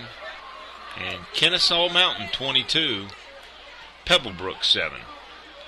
So both players are up off the field. Number 3 looks like for Chad Platt for Winder-Barrow up off the field, and Cedric Armstrong, both of them making to the bench. Hodge under center, gives off to the left side, no gain. Gladiators stiffen up and stop it at the line of scrimmage on that play. Yeah, Nathan Fulton, Javion Hemphill and Damon Stovall. Damon Stovall is just, he's a man in there, I'm telling you. Well, it's going to be hard to see that defense next year without big number 98 in there playing his last home game as a senior tonight here at Billy Henderson Stadium. Damon Stovall will be sorely missed. I'm sure he's looking forward to getting to his wrestling tights as soon as football season's over. Hodge throws to the right side. Complete, but hit immediately on the play, I think, by Marquavius Ford. Yep, so it's going to bring up a fourth and five, excuse me. 9:42 and the clock is running. Winder-Barrow appears to be sending out their punting unit. Josh, what you got? One thing to note right here is the start of this half has began is the intensity of this coaching staff down here. I told you that Coach Riles emphasized you have to finish at halftime, and you can tell that coaching staff is continuing to preach that in this third quarter. Looking for that full four-quarter effort, I'm sure, is what they're teaching. You know, one other thing, you got a young team, and you're trying to teach them to finish ball games, and of course the punt goes out of bounds. But where I'm getting at, this ball club, Winder-Barrow, last week upsets Cedar Shoals, and here we go into playing Cedar Shoals next week. He wants this young team to know and have the confidence going in over to Cedar Shoals next week, traveling to the east side. Big rivalry game, anything can happen, but you want to make a statement. Well, and you got to, and the biggest way is to do it through your play and do it through the scoreboard, and to be able to say, hey, we beat a team that beat y'all. We beat them 31-0, and maybe some more before this thing's over. That's a big boost in your confidence before you ever get over there. No Jelani doubt. Dances around, and there's a flag on the play. I don't know if this is going to be a hold or it must be a hold. He's thrown that flag back up in the line of scrimmage. Yeah, holding on the Gladiators. Play was kind of busted from the start. Jelani didn't have much room as he approached the line, and he tried to dance his way out of trouble, but had a hard time of getting away from pressure, and nevertheless there is a flag, and let's see what Winder-Barrow does here. They're going to take the penalty. That'll be a 10-yarder. And if they're marking it from the spot, Chuck, that's exactly right. That's a huge one. Yeah. That's going to back the Gladiators up to the 35. That's going to make it 2nd and 25. Or 1st and 25, I'm sorry. 1st down, 25. Gladiators in a hole now. We got to go 65 yards to score. We've got to go 25 to get a first. Let's work on that 25 first. Formation. Twin receivers to the right side. Austin Johnson gives to Denzel Max. He maybe gets 3. Yep. Brought down by number 52, Austin Stewart for Winder-Barrow. And a halftime score now, Sandy Creek 16, Carrollton 0. Tell you what, Carrollton's butting heads with them boys pretty good. Second, we'll call it 22. Man in motion is Javante Smith. Austin Johnson looking his safety valve. He lobs a little pass, and is that Anthony Smith, the freshman? It looks like it, as he bulldozes his way down to the 46 of Winder-Barrow. That play was set up well. Good blocking downfield by the Gladiators. Brought down by number 5, Jeremy Ramsey. Now, he lost his helmet. He's going to have to go out of the ball game. He didn't want to. And I hated to hesitate on the call there, Chuck, but I always have to look and double-check my numbers, because when I see number 88 and when you see the size, it's just so hard to convince yourself that he's a freshman. Yeah, that's no doubt about it. Big kid. 6'2", 222, somewhere in there. You know, good play there. Puts us in a workable 3rd down now, about 3rd and 6. And that's all you ask for when you start off 1st and 25. Get it to 3rd and manageable, and we've definitely done that. Big play by Anthony Smith on the reception. Austin Johnson lines up with twin receivers to the left side. He's got Jelani in the backfield. Clock running, 7:55 to go. 3rd quarter action. Clarke Central leads 31-0. Amir Williams comes over here to the right side. And Jelani gets hit in the backfield, but he gets away, and he's trying to elude, and he's got a little room. He gets a beautiful block. Jelani Payne is gone. Touchdown, Clarke Central. Jelani Payne, senior. That one may come back. Flag on the 35. Yeah, we got an offensive lineman and a defensive lineman that were, it's holding, and it's going to come back. It's going to be a 10-yard penalty, and it's going to be from the spot of the foul, so we're going to be back at a 3rd and 10 again. That was a beautiful run by Jelani. And Coach Riles is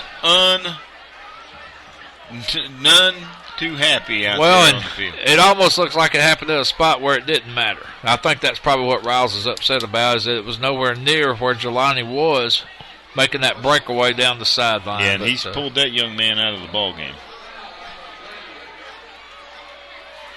It'll be interesting to see if he makes it back into the ball game. I think he might be sending him to the locker room. Well, I'll tell you, a 3rd down and 5 conversion that got turned into a touchdown all of a sudden becomes a 3rd down and 10 from the 50. And it's always the little things that'll kill a drive. And the Gladiators have been hit with 2 holding penalties so far in this drive. 3rd and 10 from the 50. Amir Williams in motion. Austin Johnson looking right. He's got pressure. Finds his safety valve, Amir Williams, and he's got the 1st down more. Amir Williams to the 30. Breaks it out to the 20. To the 19-yard line, Amir Williams. Beautiful reception, but the yards after the catch, Chuck. No doubt about it. Amir Williams he did not get to play early this year because of the collarbone that was broken, but he has come back and made a huge difference on this ball club. Brought down there by number 9, Chandon Sullivan on the tackle. And Buster, if you're looking out there, this Winder ball club has really been shocked because they're slow getting up off the field all over the place. Gladiators 1st and 10. We're inside the red zone on the 19. Jelani, he gets stopped behind the line. Lost at the 21. There's a flag. Late flag. Number 5, Ramsey. Jeremy Ramsey on the tackle, but that's going to have to be a face mask or something. That's where that one was thrown. Yeah, and look, it looks like there's some more chippiness They're going to bring him out of the game. Boy, I'm telling you what, Riles is mad with his offensive line. The offensive lineman again. Boy, I'll tell you what, he is giving him the business. Yeah, it's going to be holding against the Gladiators again. Boy, I'll tell you what, these things will kill a drive. I mean, this is the third holding penalty on this drive. We're still moving the ball, but we're shooting ourselves in the foot.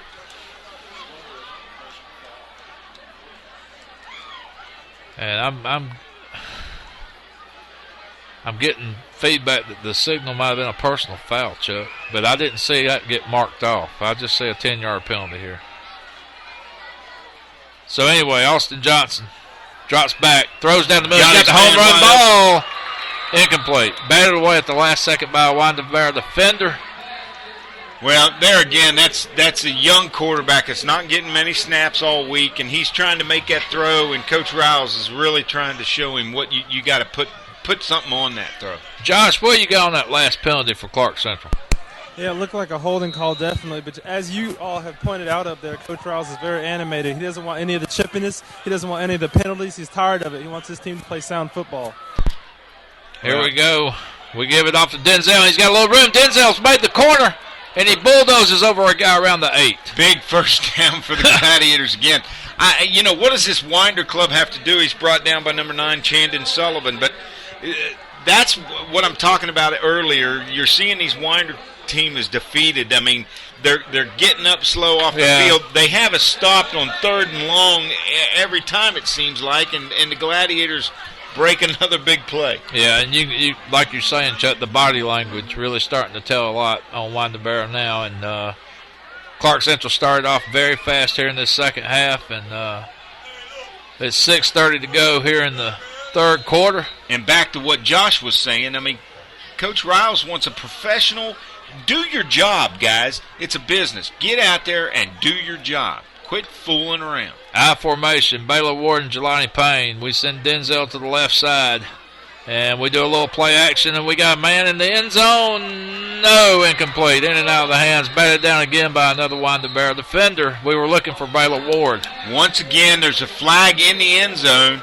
But once again, on the throw, it's just the inexperience and not getting too much air, not getting the repetition during the week at the line of scrimmage. But that penalty is going to be against Winder. Pass interference. So I'll move it half the distance from about the 8 to the 4. I'm assuming. Yes, it is on the 4, and an automatic first down. So we're going to be 1st and goal from the 4. So we get 4 cracks at it, and again, this is something that has not been automatic in the last 3 games. We had a little problem down here inside the 10, punching things in. And I can tell you, both linemen that Coach Riles has pulled out of the game for the chippiness have not re-entered the ballgame. Wow. That speaks volumes. Jelani Payne once again getting hit in the end zone, or in the backfield. They hit us behind the line again, and Hey, I don't think you made this call, but the young sophomore's in there at quarterback. And who would that be? Is that Kyle Olenkito? Oh, excuse me, freshman. Kyle Olenkito, the Clarke Middle product, freshman. Just playing middle school ball a season ago. Good-looking left-handed quarterback, I'm telling you. He's done well on JV, trust me. I hope you get to see him roll out and throw it, like right here. Olenkito throws, batted down. Oh, how about that? But the young man rolls to his left-handed like that. He has a good-looking arm. Well, I can tell you from calling some JV games earlier this year, Olenkito, that's the fastest I've seen him roll out, and I don't know if it might be because bigger bodies are chasing him now, but that's the most I've seen him sprint on a rollout pass play this season. The young man looks good in uniform, and he's just a freshman, and I'm really excited. I tell you, he's got ice in his veins. He plays like Tom Brady when he gets into his pocket passing repertoire. Josh, you got some memories of Olenkito calling some JV games. How's he look to you? Yeah, I remember calling him in those other games. He has great touch on all of his passes. He can zip it in there when he needs to. I think a big part of this process, putting him into the game now, is Riles wanted better balls from Austin Johnson out there. He underthrew Baylor Ward in the end zone right there, and I think he wants to see Olin Cato be able to deliver a touchdown pass right here. Well, and there you go, Chuck. You've been talking about it the whole half. Riles is coaching right now. There's no doubt. He's not taking anything less than perfection. And you look at it. We're at our number 3 quarterback, right? Well, not really. We're at our number 4 quarterback. Correct. Hakeem Wise has been playing a lot of quarterback this year, and now you're down to your JV quarterback, a freshman. And what a great game to get him some experience. Well, 3rd and goal. We're on the 6. Olin Cato comes to the line. And he scoots back, throws the ball over the head of Amir Williams. And he had to hurry up and get rid of that. He was getting pressured. That was a little high, yeah, no doubt. He took the 2-step drop and was letting that one go. And a little high even for Amir Williams. That's going to bring up 4th down, and we're going to try Max Germain out there for a field goal attempt. And you know what I love about Coach Riles and his spirit and his intensity, always teaching that freshman coming off the sidelines. He is in his face like he is his starter or anybody. Germain gets it up, and the kick good. No good. Just like we were talking earlier. I mean, about the accuracy. There you go. Coach Riles is actually talking to the officials like there was some offsides or something.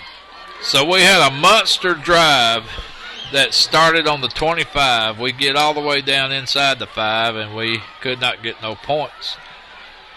31-0 our score, 5:22 to go. And, Josh, you're pretty close to some stuff down there. What you got going? Yeah, what Coach Riles and some of the other coaches are arguing down there is they believe the Winder-Barrow player is jumping over the center to get to the ball right there. The referee comes to the side, tells him the referee's perspective is he's jumping to the side of the center, and that's why they didn't throw a flag. Yeah, we lost a guy up at Gainesville, Jordan Bonner, our deep snapper, from a man hitting him head on, mashing his head actually into the dirt and rushing the kick. And that's a very dangerous thing when that center's not looking up. He's not supposed to get any kind of contact on the head, especially during that play. Jamal Israel on the tackle over on the far side. 5:06 and counting here. We're in the 3rd quarter, 31-0. Clarke Central leads. And Olin Cato is down there really warming up his arm with Coach Pinnell. He's going to go the whole rest of the game, I think, Buster. Well, and I think you're right, because Riles just had Austin Johnson and Cameron Johnson both over here giving them some instruction. So I think you're right. Kayvon Williams getting in the backfield there, disturbing it. And number 45 for the Gladiators, young sophomore Quan Russell with the tackle. And I tell you what, number 12, Akeem Wise, is also throwing on the sideline now. Okay. So we may see him and Olin Cato both carry this thing the rest of the way. 3rd and 8, 4:20 to go in the 3rd quarter. Winder-Barrow with the ball. Gladiators lead by 31. You know, I just got to sit here and smile, and you think about our youth. We've talked about it all year, and you got 4 quarterbacks, and not one of them is a senior. Yeah.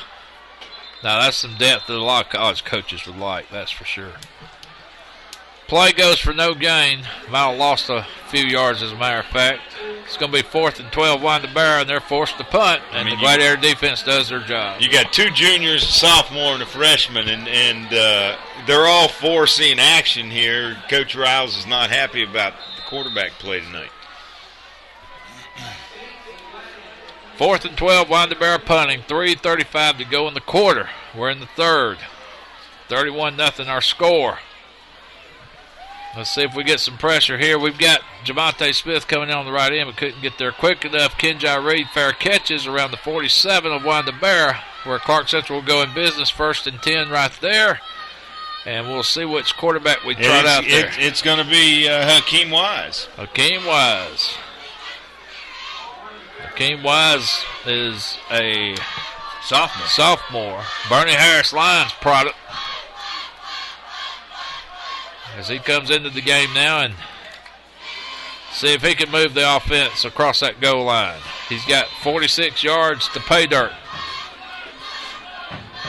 I formation. Maxey and Payne in the backfield. We give the Maxey, and he's stopped. Maybe still finishes off for a yard, diving forward, but not much. Well, you got most of your offensive line out of the game. Coach Riles is not letting those guys back in the ballgame.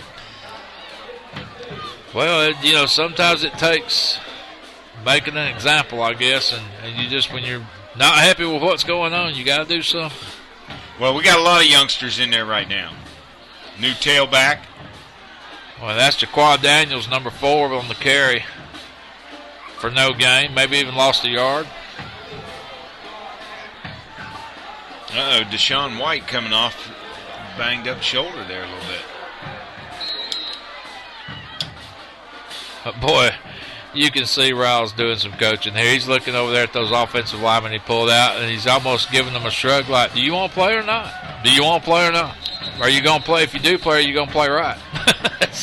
Another sophomore comes in the ballgame, Larry Childs, in to take over center for White.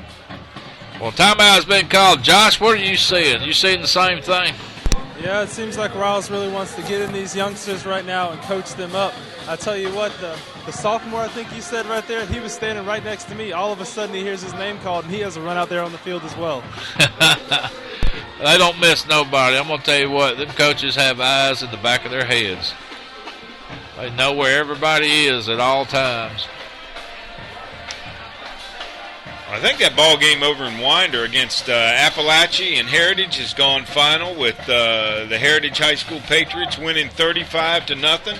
Big win for them. Over Appalachia, which assures the Gladiators the 4th place spot and keeps Coach Riles' streak alive. He is still going to the playoffs. And that's a good thing.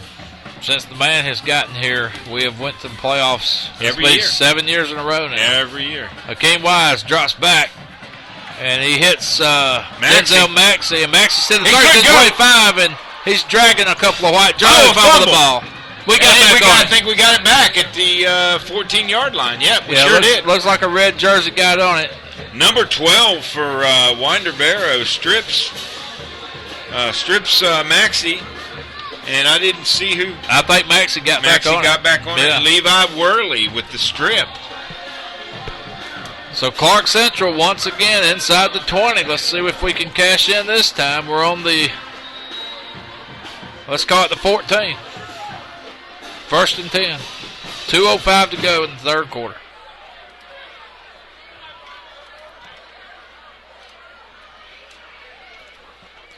Wise, hands off. And is that? That looks like Jaquan Daniels. Yeah. No, Daniels. Yeah, the young freshman. But there was a flag, and that looks like another hold. Yep. And here we go again. Yep. And that's got to be the 4th holding of this half. And Chuck, been a while since I've seen this many flags on the Gladiators. Been a while. Yeah, sloppy. It's been a sloppy night. But at this point in time, you've got a lot of youngsters in there. 1 minute, 50 seconds to go in this 3rd quarter. Clarke Central 31, Winder-Barrow 0. And Clarke Central again trying to add to that lead. We came down here inside the 5 just moments ago and could not score. We're trying to accomplish that feat this time.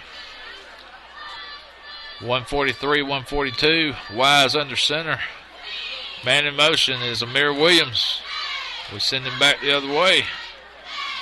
And Jaquan Daniels got a little bit of room. If he can get outside, he makes the corner.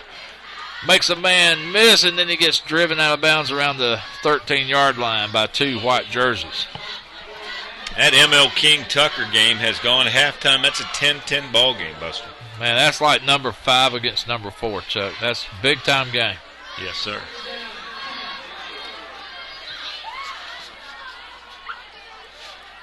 It's going to be 2nd and 10 after the penalty, so we get back to the original line of scrimmage. We give to the big kid again. That's Maxey. Oh, that's Maxey. I'm sorry. Getting harder and harder to see them numbers. Is that age, Buster? I guess. It might be the double pane glass here. Oh, come on now, Buster. Looking like I'm watching the ball game on antenna. I've been trying to get you. You go look at it, Chuck. I got 2 window panes in front of me, plus a pair of glasses. So I've been trying to get you Tucker boys to get those windows out of here every night, but no. 27 seconds to go here in the third quarter. It's 3rd and 9. Gladiators sitting on about the 14-yard line of Winder-Barrow. Wise drops back. He looks. He's got a man in the corner. If he can make the completion, no good. They led him too far out of bounds. Had a man in the flat open. Could have picked up the first down. I think he made a bad decision right there. That's going to be 4th and 9. And do we see Jermaine here?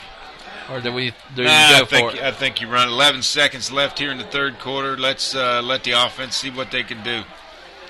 Defense is still pitching the shutout. Let's see what we can do. Let the young sophomore see what he can pick up here. Wise under center. 4th and 9. Ball just inside the 14. He's going to get it. Oh, he fumbles. Jaquan lost it, got it back, and he's chased out of bounds around the 13, and that's going to be a turnover on downs. Driven out of bounds by number 54 from Winder-Barrow, Solomon Sims. So Winder-Barrow with 4 seconds to go in the third gets the ball on the 13-yard line. 1st and 10.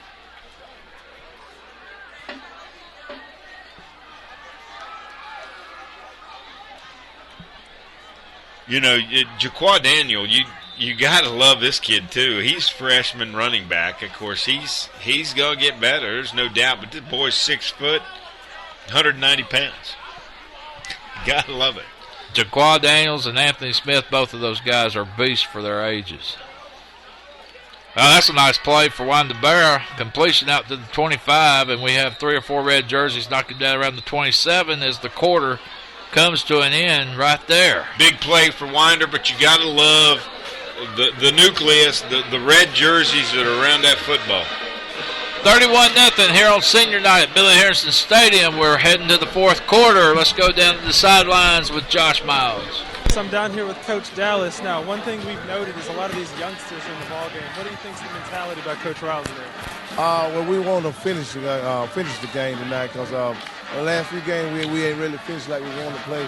So we want to really finish this game really strong tonight. What would you say about the 2 young quarterbacks we're saying in the game? They're a little nervous right now, but they're going to get it. They're going to be all right. You know, they'll be all right. Thank you very much, Coach Dallas. Well, you heard it from him. Those quarterbacks have been a little bit nervous out there, but as we've seen, Coach Rouse is really trying to coach these guys up because they are the future of this program.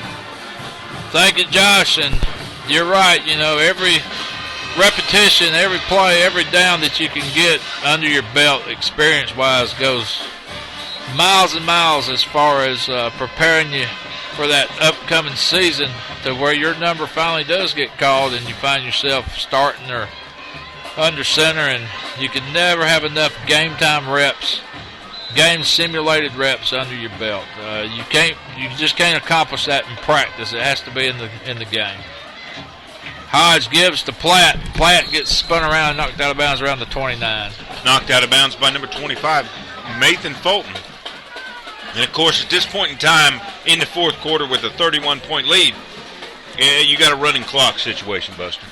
Yeah, and that's a good thing. We don't need any more injuries, any more crazy things happen. We're thin enough as we get ready to go across town to play Cedar Shoals next Friday night in the Classic City Championship over in the Jungle. They like to call that place the Jungle.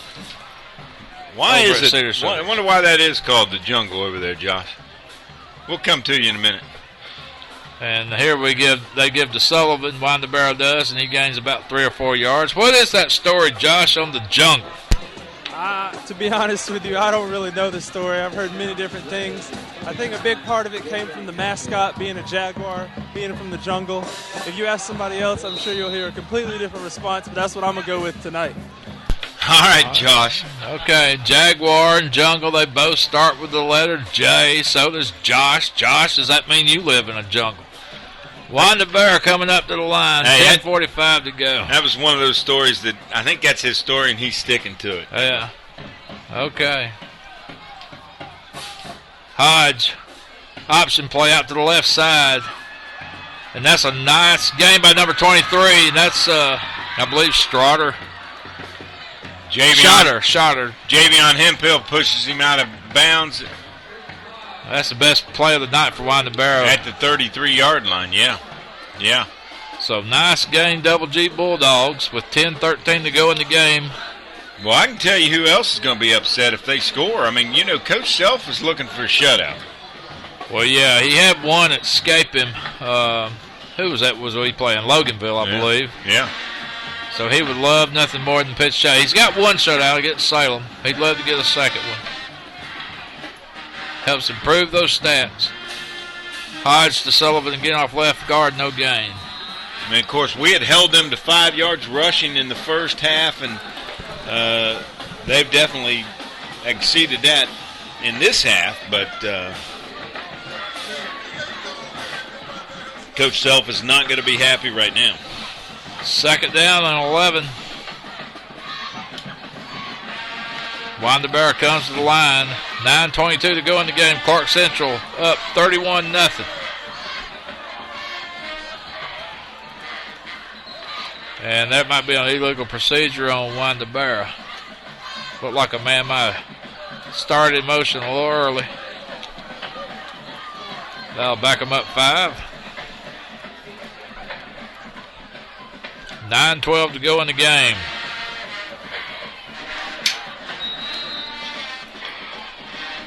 Running clock as we tick on down to the 9-minute mark. 2nd and 15 from the 39 of Clarke Central. Winder-Barrow trying to get some points. Hodge, the quarterback, sends a man in motion.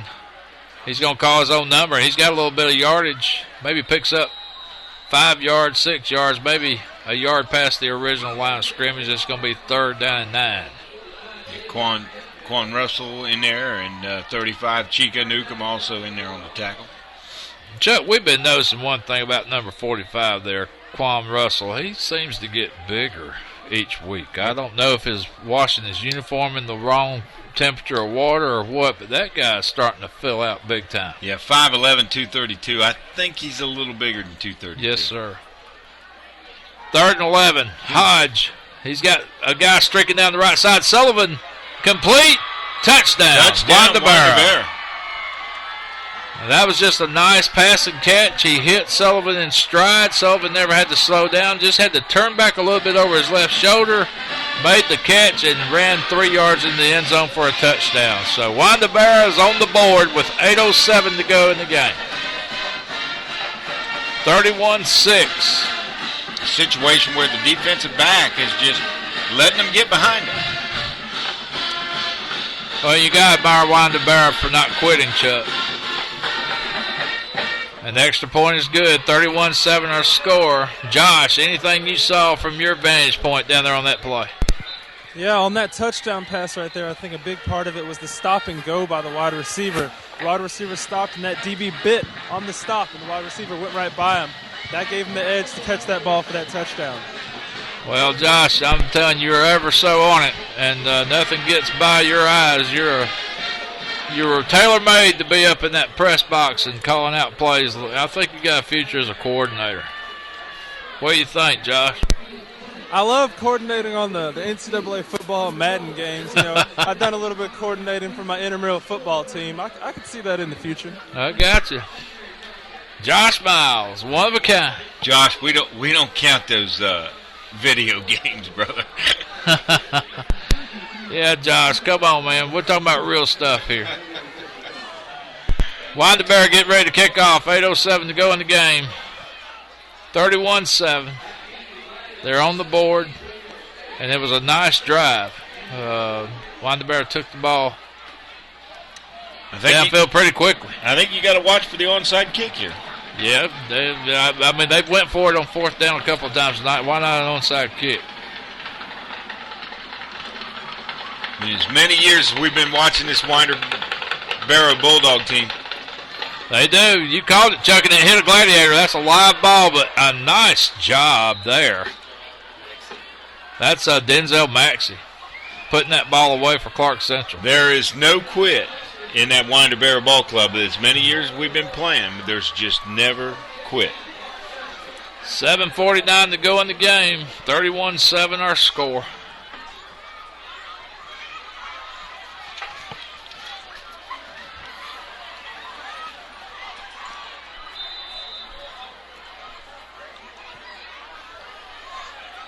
Clarke Central comes to the line. Again, it'll be Akeem Wise at quarterback. And it looks like the big freshman, Jaquad Daniels, at tailback. We give to Jaquad. And he's trying to stiff arm his way out the left side, but he gets tackled behind the line. 2 or 3 white jerseys hit him immediately. Levi Worley, number 12 on the lead there, and number 21, Tyree Tanner. I'll make it 2nd and 12 Gladiators. From their own 44. You know, we just need to run I'm sorry, north. We need to run north and south here. We just don't need to be trying to get outside with the youngster. Let him take his licks and let him try to get what he can going up the middle. Wise under center with twins to the right side, and Wise is going to give it to Jaquad. Jaquad's got some room. He's to the 40, to the 45. Jaquad Daniels to the 50. Carrying 3 and 4 white jerseys down to the Winder-Barrow 45. Freshman Jaquad Daniels. I think you need to, not 3 or 4, maybe 8 or 9, Buster. That was a big run right there out of the freshman. Very impressive right there. Well, they've got him listed at 6 foot 190, but he looks bigger than that in pads. I'm telling you, he's one of the bigger guys out there on the field right now.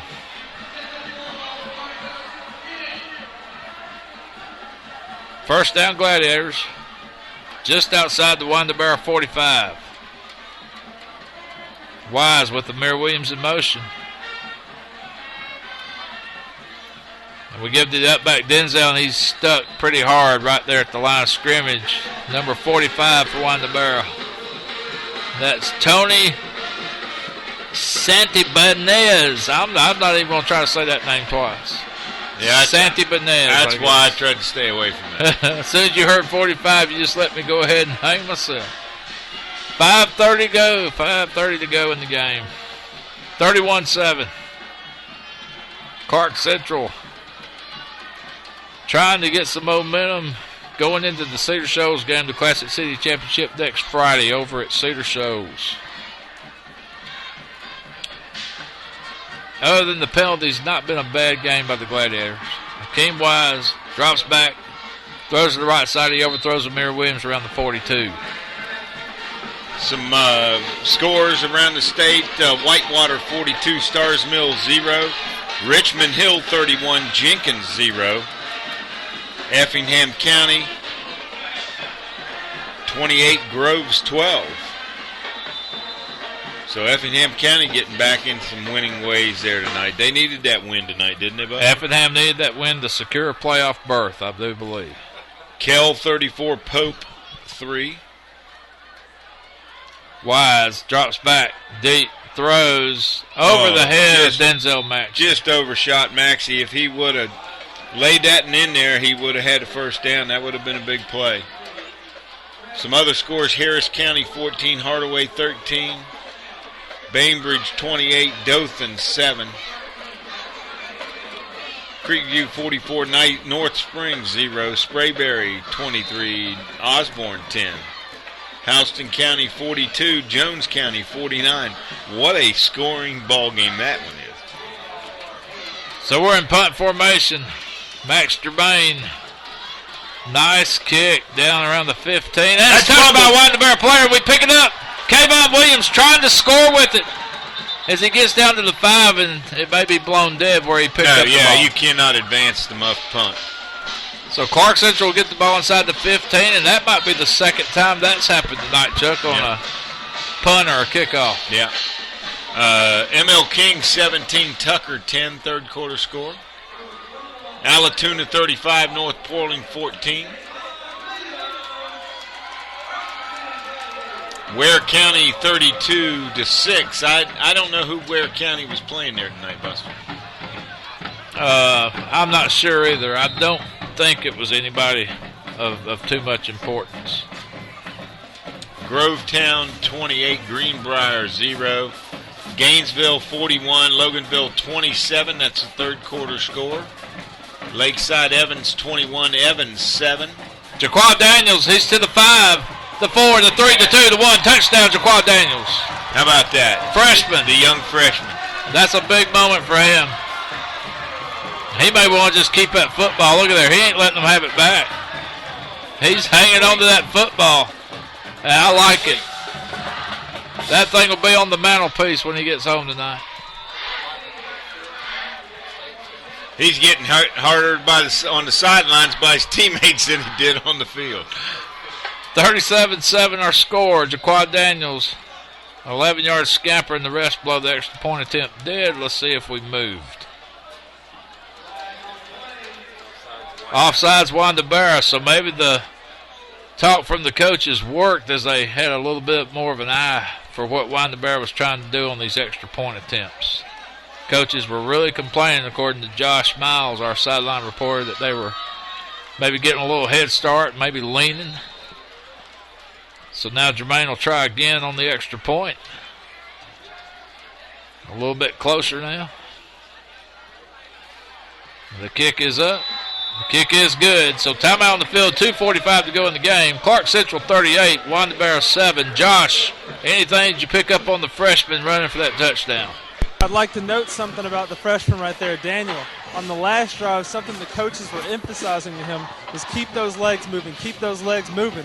You saw him churn those legs on the way to the end zone on that last touchdown. Well, Chuck, your thoughts?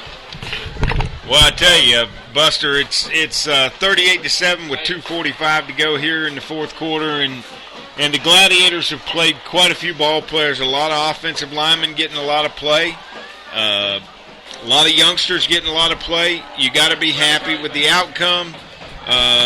With the Appalachia loss tonight, Clarke Central goes next week to Cedar Shoals with nothing to do but win. They're locked up the fourth place, so there's no pressure there. The Gladiators just got to go over there and take care of business and just keep playing the way they're doing. Well, it was a big game as far as making sure we picked up some momentum. We've had 3 very tough region games in a row between Heritage, Gainesville, and Flowery Branch, and maybe this will be something to get Clarke Central back on the upswing as this season comes to a close next Friday at Cedar Shoals. Kickoff return by Winder-Barrow to the 23. New kicker into the ball game too, number 84, Miroslav Zabudak. All I can say is I got you back. Zabudak. I got you covered, brother. Zabudak. He's got a wrestler's name right there now. 2:15 to go in the game. Clarke Central on their way to win number 4. As next week, if they pick up a win, they can finish out the regular season at 500 at 5-5. Been a very brutal schedule. Clarke Central has played ranked team after ranked team. They started off with Marist, who is always ranked in the top 5 in Quad A. Then we played Central Gwinnett at Central Gwinnett, and this just happened to be the year Central Gwinnett fielded a very good team. They've been in and out of the top 20 week in and week out in 6A. 51, T.J. Ellison, sophomore, in on the tackle. And number 98, Damon Stovall, coming out of the ball game on senior night. Big round of applause for him. So the Gladiators just trying to finish this thing out. Number 9, Sullivan, on the little sweep play for no gain. Nathan Fulton, number 25, running downhill, made a good play right there for the Gladiators.